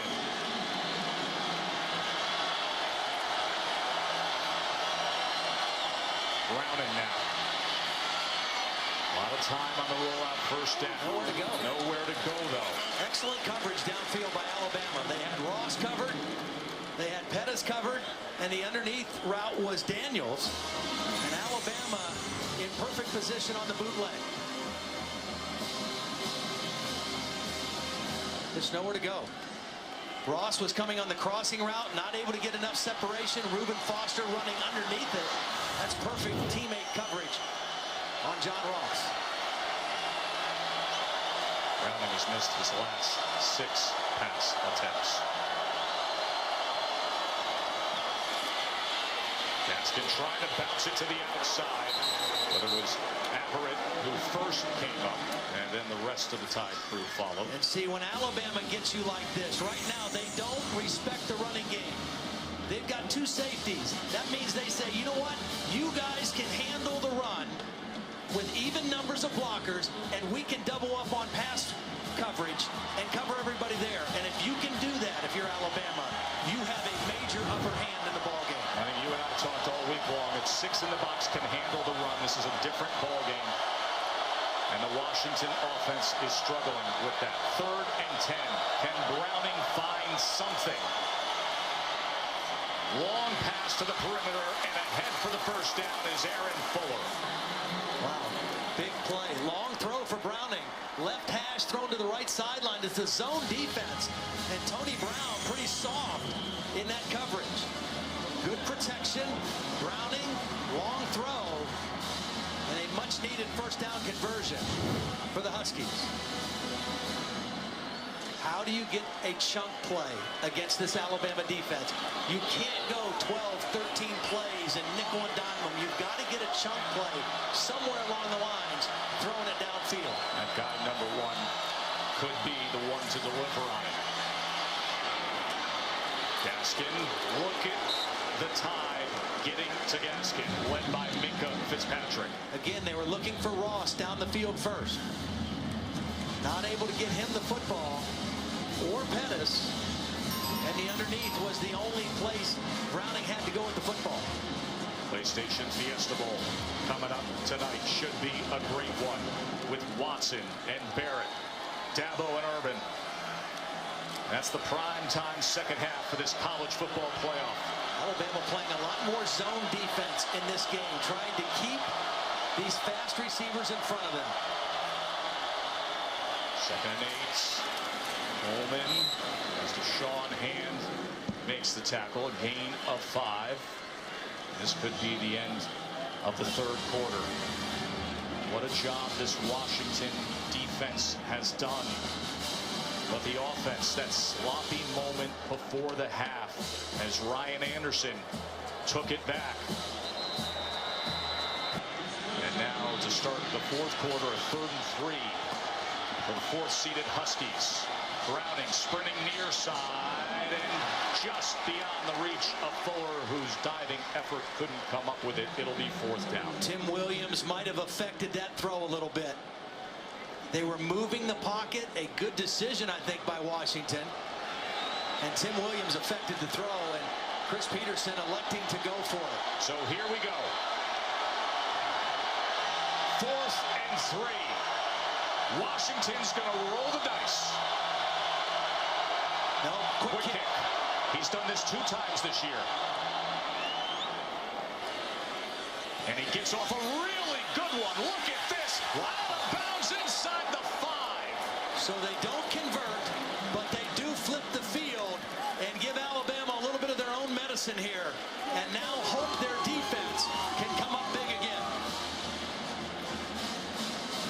A 50-yard punt by Jake Browning by way of his left foot. Yep, right-handed thrower, left-footed punter. He does everything in his life left-handed except throw a football exceptionally well. Couldn't do it any better than that. 50-yard punt by Browning.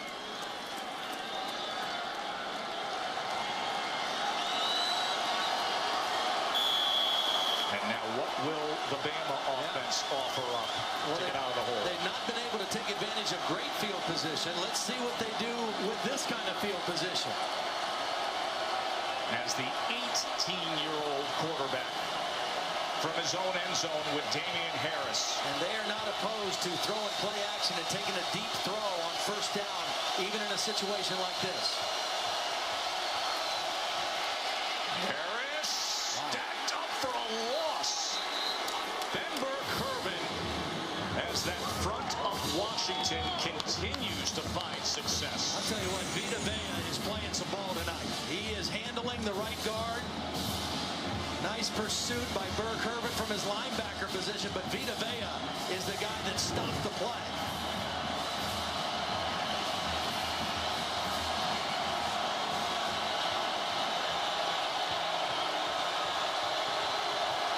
Be careful of a holding penalty here if you're Alabama as well. Hurts trying to get out of the end zone and only able to gain maybe a yard and a half there as Qualls and Burke-Kirby again finding him.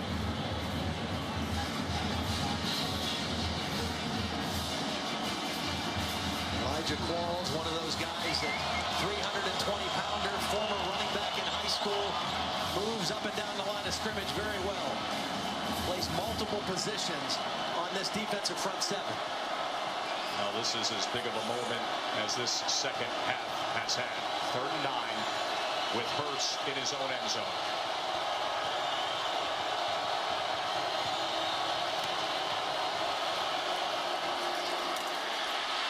Scarbrough makes it happen.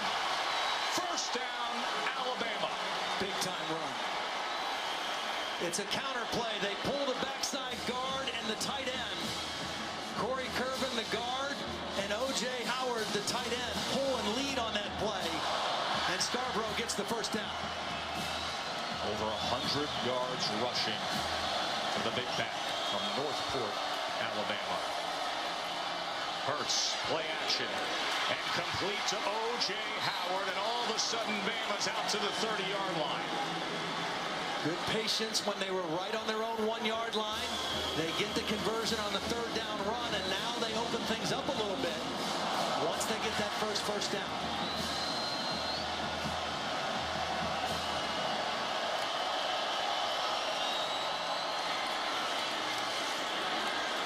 Hurts ahead for 1 as the area and Qualls were able to get to him.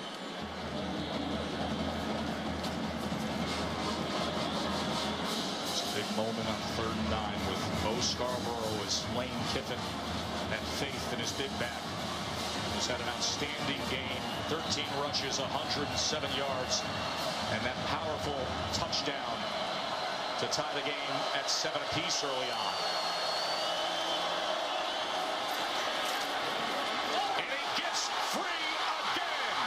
Look at Bo go. Scarbrough inside the 10. The tide is rolling late.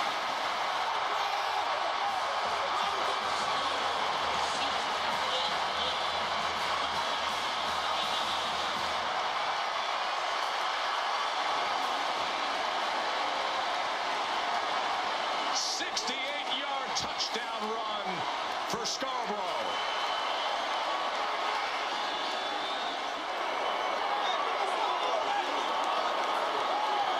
That has been their formula.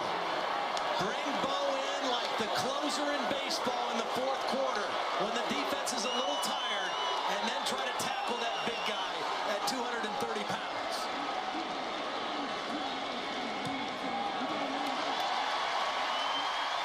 It's a perimeter run. Psalm Wuching is going to make a mistake. He's going to come inside. And Bo Scarbrough is going to break 2 tackles. First, Greg Gaines, number 99, has a shot at him. Then JoJo McIntosh. Neither one can get him on the ground.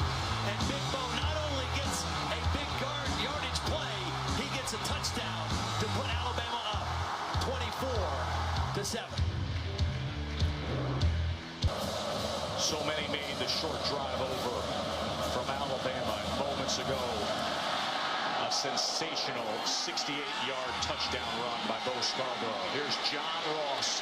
Can he deliver something? Trying to get to the outside. But Averett runs him down. And now today's Capital One pivotal performance time. Well, it's been Bo Scarbrough, the closer, the big back, the physical back. 230 pounds running for tough yards against this very feisty Washington defense. And when he gets those shoulders north and south, he is hard to get on the ground. And then as he begins to wear a defense down, he has the speed to make a big play. This last touchdown run, maybe the capper for Alabama in this one. And the big fella shows you what he can do. 175 yards now in the ballgame.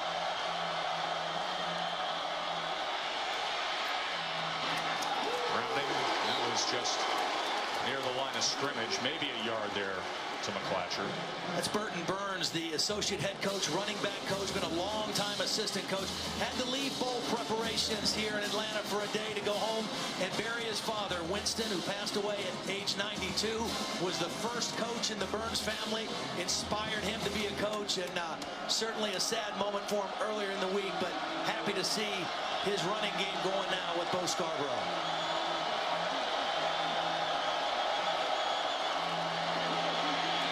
Trying to set up the screen to Gaston.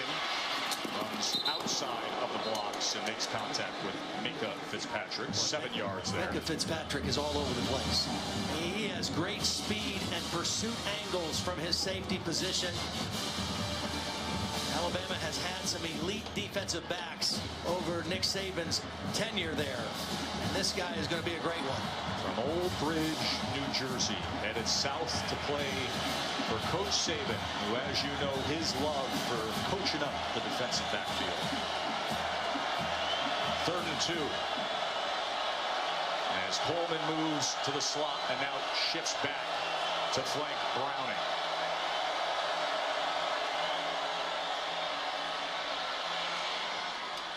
And complete for a first down to Pettis. Almost lost it. Yeah, he took that back step to try to gain some yardage and almost retreated too far.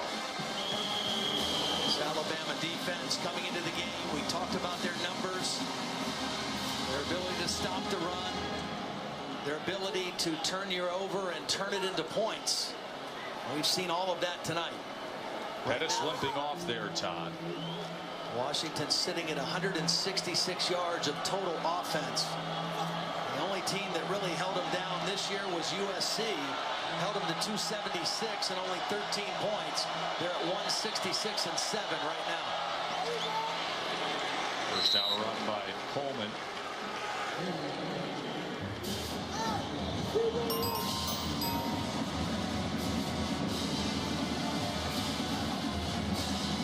Washington just has not been able to get any chunk plays. The longest play they've had in the game was a 20-yard completion to Gaskin out of the backfield early in the ball game.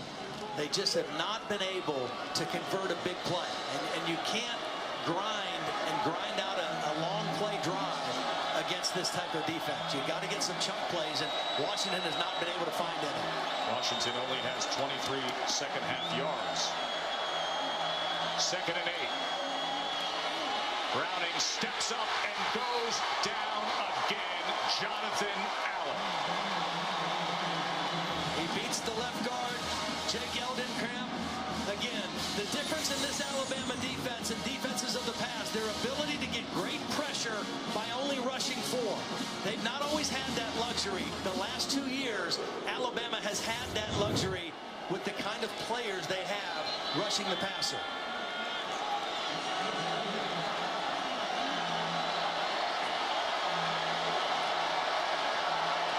Third down and 13. that roar of Crimson fans smelling blood in the water.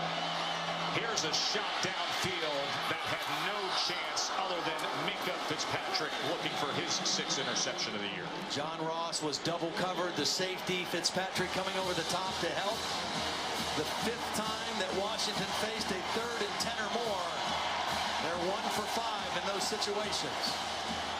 That plays right into the hands of this Crimson Tide defense.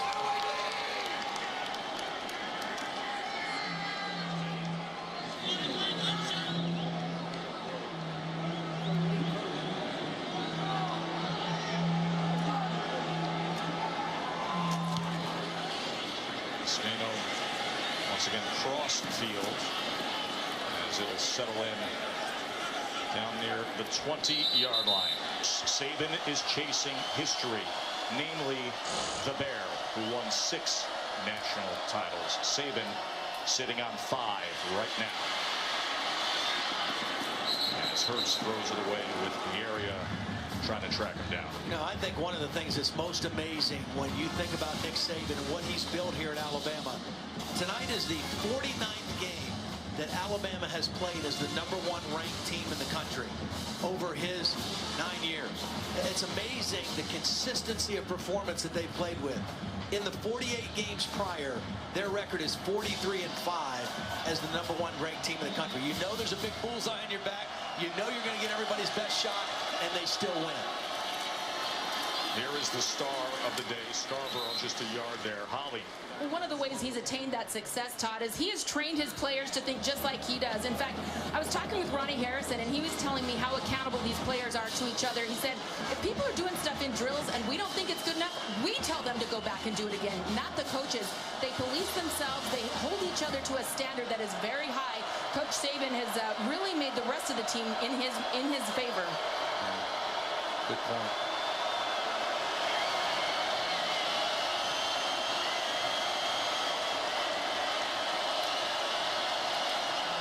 Third and 9. And it's Hurts with plenty of time, but he threw it high and behind Ardarius Stewart.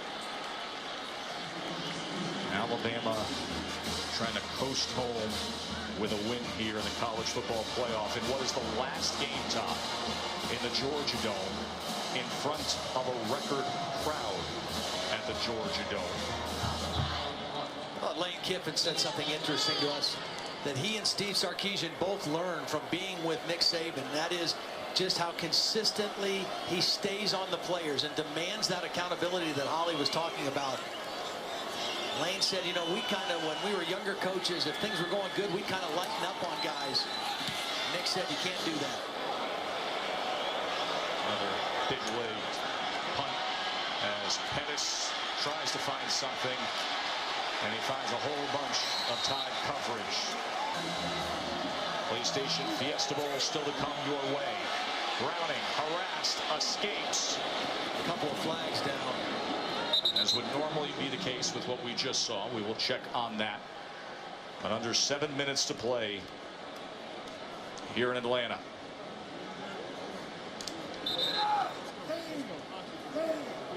Illegal substitution. The offense had 12 players on the field. It's a 5-yard penalty. Repeat first down.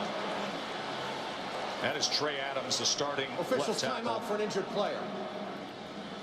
Really, the medical staff is checking on. He was a first-team All Pac-12 selection. And really a fine football player. A year ago, when he was a freshman, he earned the starting job at left tackle, and that was the first time that Washington ever had a true freshman starter at left tackle.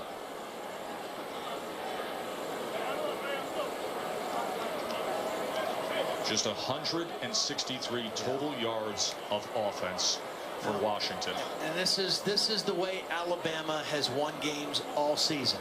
A little bit of everything they do.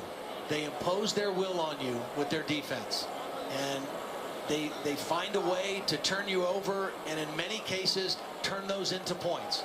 The Ryan Anderson interception return for a touchdown, and then they run power football at you when your defense starts to get a little bit fatigued. It's just been their formula. They don't beat themselves. They don't put their freshman quarterback in a lot of difficult situations.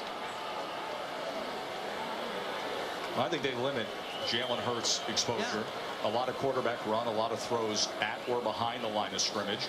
But when you have this defense to lean on as a crutch that can score on their own, and then you see, especially recently down the stretch of the season and then today, the emergence and the reliability of Bo Scarbrough, it's a tough out for anybody.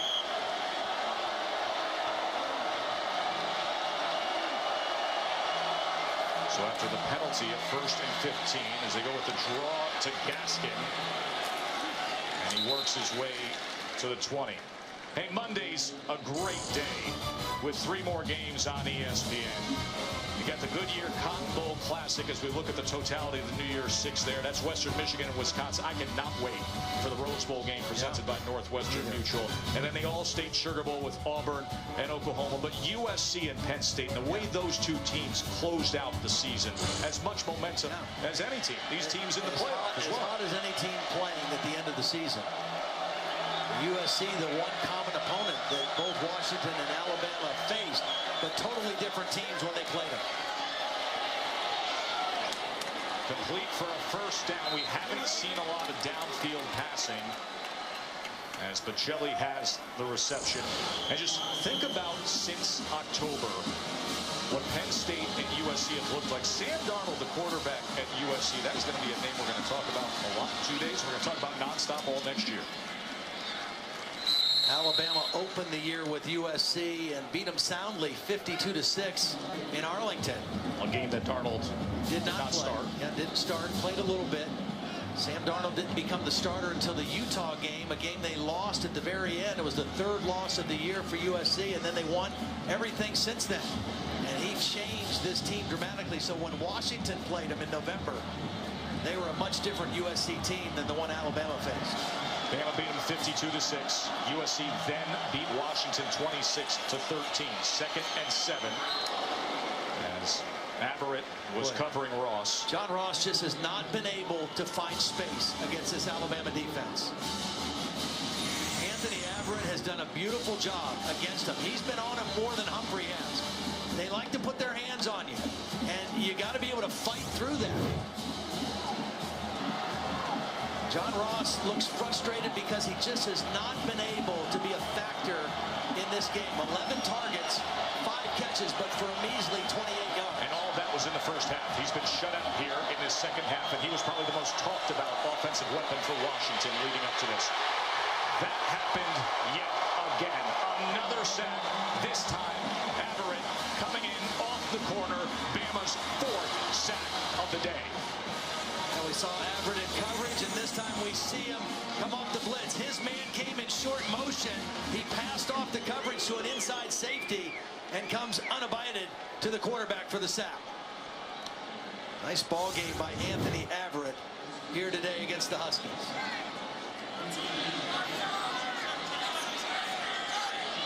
Another New Jersey product in this secondary.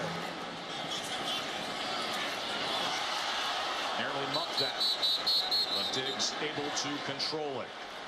4.5 minutes to play to make their way to the College Football Playoff National Championship. Darius Stewart with a good carry there, a gain of 9. The play call from Lane Kiffin, as he is wont to do with his wide receivers. Todd? We already mentioned earlier Lane Kiffin, the new head coach at Florida Atlantic University in Boca Raton. Take over when his duties here with Alabama are done. The guy that's going to succeed him is Steve Sarkisian. Steve Sarkisian, former head coach at Washington, got the job at USC, and last year parted ways about mid-season with USC. Had some personal issues to work through, and Nick Saban hired him, gave him a chance to turn his life around, hired him as an analyst. And he's been involved with Lane Kiffin, his friend, in the preparation of game plans, and will take over as the new offensive coordinator when Lane leaves. And it should be a very smooth transition because he and Lane are so familiar with the same kind of styles of offense. They coach together, they're friends. Nick Saban feels like Steve has earned his trust and has proven himself. And Jalen Hurts, as a young quarterback, has a guy that's already been on the staff. He doesn't have to build a new relationship with a new coach. going forward. I think it's a pretty brilliant move on Nick Saban's part, as long as Steve Sarkisian has his life together, which by all accounts he does.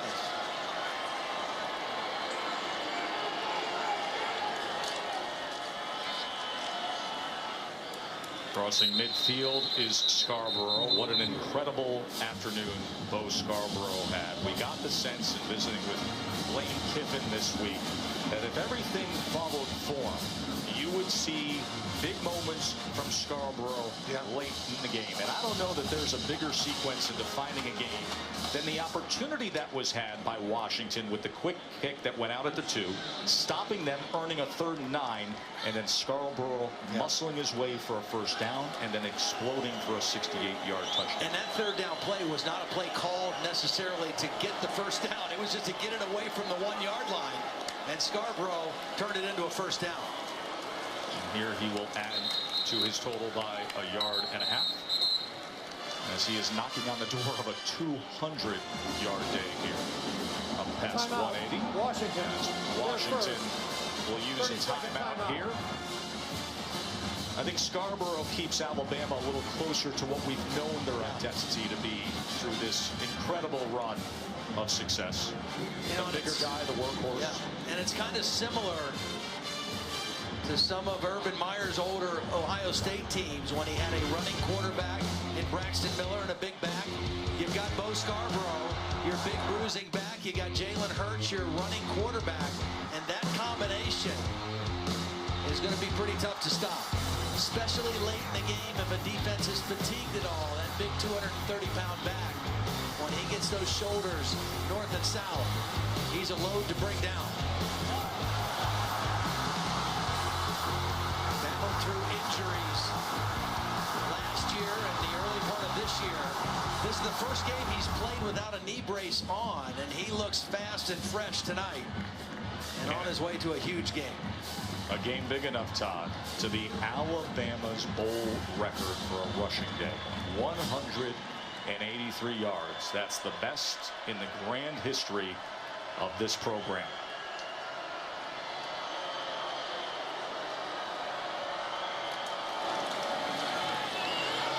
Hurts on 3rd and 6. We'll check on the mark there.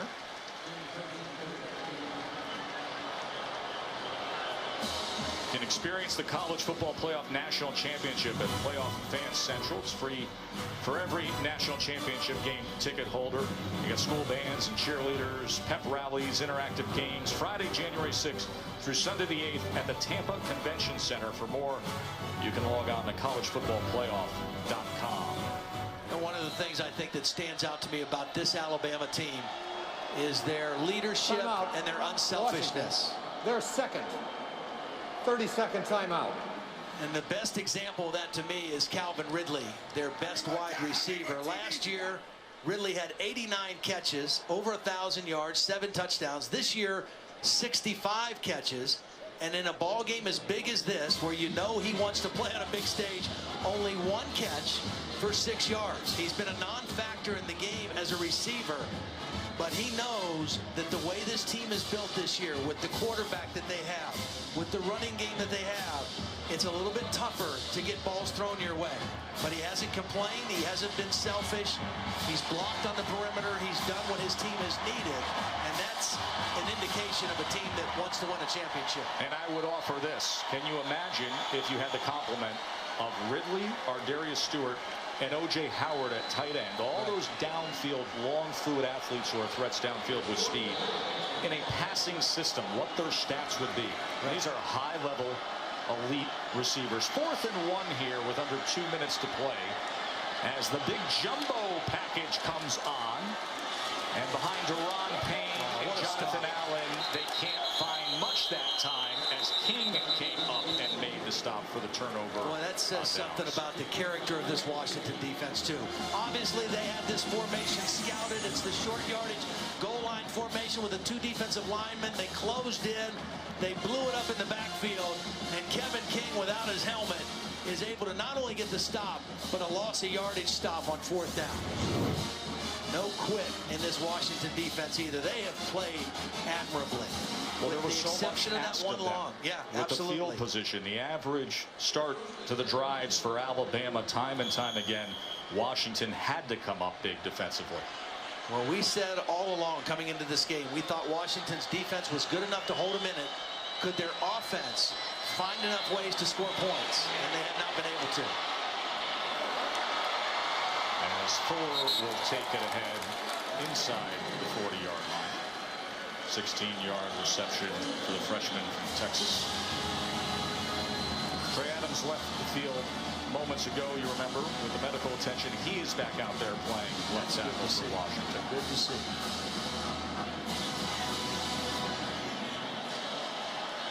Dante Pettis not in action with a right knee injury. As Browning's going to crank it up downfield, and that drifts to the right on him. Can't say enough about the downfield coverage of Alabama today. Again, they have a great luxury for the last 2 years in being able to generate tremendous pressure on the quarterback without committing extra rushers. When you can do that with 4 and commit 7 guys to your pass coverage, you're able to double a couple guys and really close down routes. And Alabama has really stopped the big plays today from this Washington pass offense. Long throw near sideline again to Fuller for a first down. A reminder that after the college football playoff semifinal games wrap up, it's Sports Center at night with Scott Van Pelt. We'll give you the breakdown of everything that we saw today, all the full analysis as they'll set you up for the college football playoff national championship, as well as the latest NFL news. So you can ring in 2017 with Sports Center at night after Ohio State and Clemson in the PlayStation Fiesta Bowl.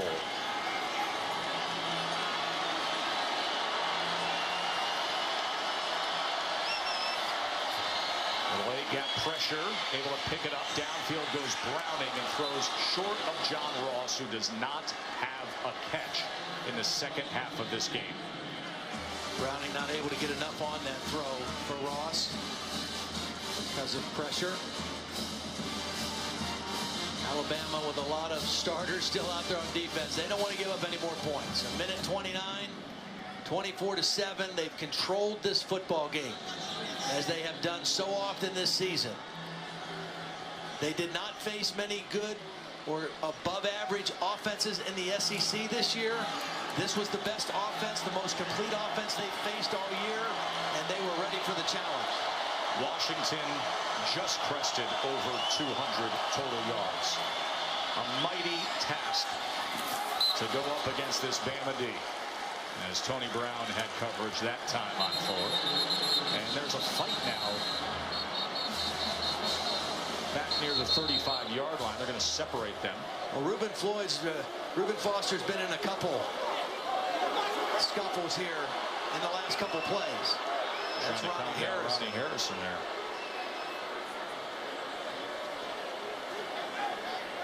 Obviously frustration on the part of Washington. So at the end of the play, it was Trey Adams involved. There are 2 fouls, both of which occurred after the play, so it will be 3rd down. Unsportsmanlike conduct. Offense, number 56. Unsportsmanlike conduct. Defense, number 93. Those are the first unsportsmanlike fouls on those players. Now, Bill Lamagna, former head of officials in the Big Ten, got to be careful here with a minute 24 to play. You want to be able to play in the next game. Yeah, now if it's an unsportsmanlike conduct that you get dumped for, you're eligible to play in the next game. But if they got tossed for fighting, then they're going to have the one half, they're going to sit out another half of the next game. So it is something they have to be careful with. Good job by the officials to get in between, get things settled down. Particularly for Alabama, they got to remember something more important is ahead of them. That's what Eddie Jackson's trying to tell young Ronnie Harrison right now.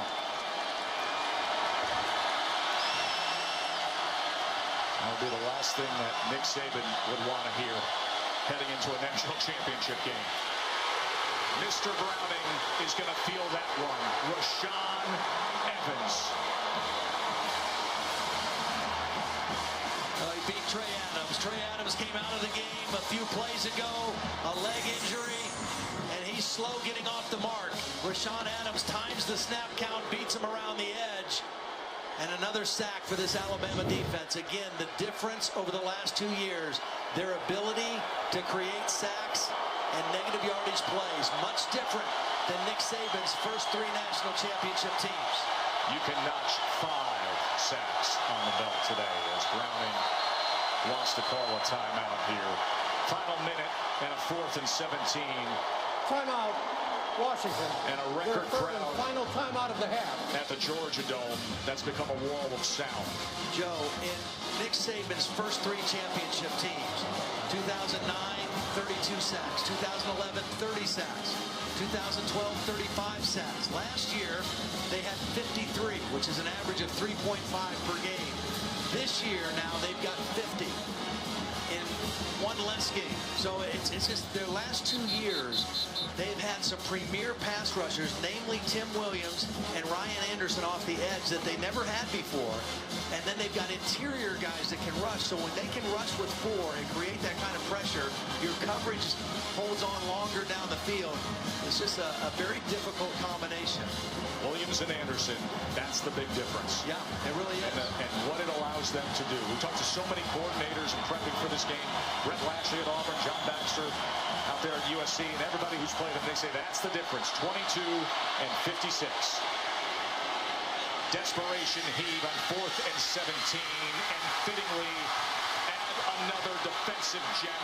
Minkah Fitzpatrick with the interception. He had a 100-yarder earlier this year, this time taken down from behind. His 6th interception of the year.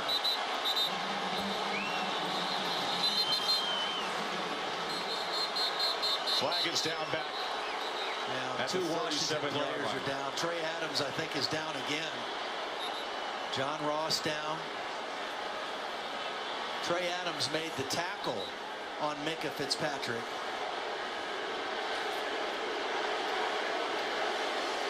A lot of frustration right now. 24 seconds.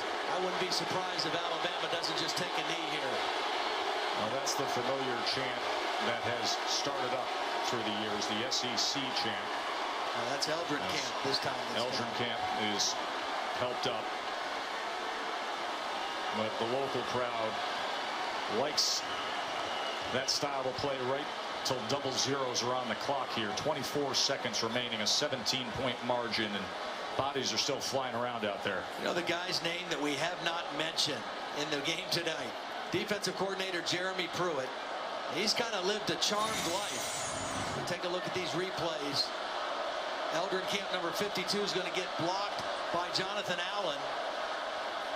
And he was down. John Ross was also down. There's the block by Allen.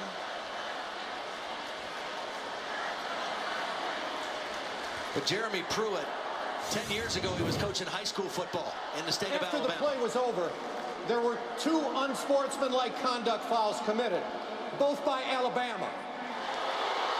Unsportsmanlike conduct, number 2. Unsportsmanlike conduct, number 98. Both of those fouls will be enforced half the distance to the goal. It will be Alabama's ball, first down.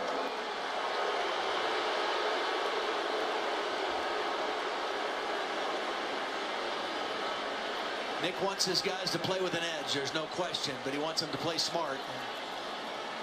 A couple frustrating penalties here at the end by the team that's winning.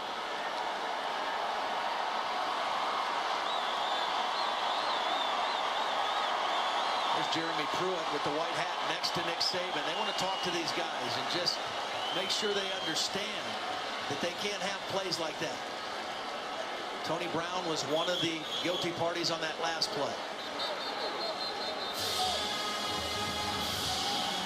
I mentioned Jeremy Pruitt. 10 years ago, coaching high school. He was an assistant at Alabama 2007 to 2012. Was a defensive coordinator at Florida State for 1 year, and they won the national championship. Ironically, that defense had 8 touchdowns. His defense this year just notched their 11th defensive touchdown. Second year as the coordinator here at Alabama, the first year. Nick Saban is going to have a chance at history. Coach Peterson, first time he has lost a top 10 matchup. 24-7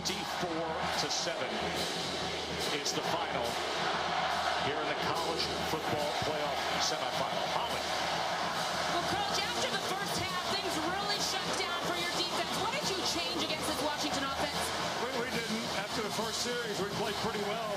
I mean, people like these guys have a script. They did some stuff that got us a little bit off balance, and we didn't do our responsibilities. But after we got in the flow of the game, I thought we played pretty well on defense. You told us to expect more of Bo Scarbrough, and boy, did we get more of him. What did you think of his performance? Well, Bo's been really playing well for us the last 3 or 4 games, so we want to play him more. And guy's hard to tackle. He's big and powerful and playing with a lot of confidence right now. And he did a great job for us today. You're on to the national championship, but I know you can't be happy how that ended with the penalties. What do you want to see you guys clean up moving forward? Well, I think guys can't lose their poise. You know, somebody cut Ruben and everybody got all upset about it. I mean, you know, we got a lot of guys that can play at the next level, so they get a little bit upset when things like that happen. But I don't think it's right for our guys to make emotional decisions like that. That's not what we want, and we'll get it fixed. Will you go and watch that next game after us? Yeah, I mean, we got to get ready for another game and, you know, I mean, try to take advantage of the opportunities that we have. All right. Thank you, Coach. Right, thank you. Bo Scarbrough, they told us that you're like the closer. They bring you in for like the 100-mile-an-hour pitcher at the end of the game. How were you able to get that long 98-yard touchdown drive going? I mean, you know, my offensive line and my receivers blocking. You know, they opened up holes for me to get through. I took advantage of them, so I want to thank my offensive line for doing their job tonight. You have had injuries throughout your career. You came in with a lot of expectations, but the injuries have held you back. What does it feel like tonight to kind of reach your potential so far? I mean, you know, it feels great to be back on the field. And, you know, it's all a mental thing. And, you know, you got to train hard to become the best. And that's what we did tonight. Brian Anderson coming in to give you some help. Took your offense a little while to get going in the first half, some miscues. What do you think you want to clean up moving forward? I mean, we just got to come out and start fast. And, you know, that's our biggest problem right now. We got to come out, start fast, and we got to finish strong. All right, we'll see you in the national championship. Thank you. Thank you. Thank you, Holly, as you're watching the Ford post-game show. Joe Tessitore and Todd Blackledge with you here. Alabama's going to be playing for the national championship. You know the formula. It always starts with defense with Alabama. Scarbrough had a big day, but that defense is something. Well, they came in with all the rankings and ranked first in all the major defensive categories, and they lived up to it today. They really shut down this vaunted Washington offense, held them to 194 yards of total offense, the lowest total of the season, sacked Jake Browning 5 times, and then they did what they've done all year, and that's forced turnovers. They ripped the ball out from John Ross, giving their offense great field position, and then, as they've done for the 11th time this year, they not only create a turnover, they score with the football. Ryan Anderson on the interception return, uncannily the 11th defensive touchdown for Alabama this season. There are the season numbers. #1 in so many statistical superlative categories, and then today, holding Washington to 7 points. Total yards, 194. Sublime performance by the Alabama defense. The pick 6 before the half, that was a sloppy moment by Washington. Anderson takes advantage. But the critical sequence of the game, when the Washington defense was still hanging around there, they had a chance and they pinned them deep, and then Mr. Scarbrough said, I'm going to get us out of here and then I'm going to take off. That 98-yard drive he capped, that did it. Yeah, Bo Scarbrough was a man again today. He's been playing really well the last 2 weeks. Holly has called him, he's like the fastball. He came in, he runs north and south, he runs with low pad level, he breaks tackles, he has a physical presence.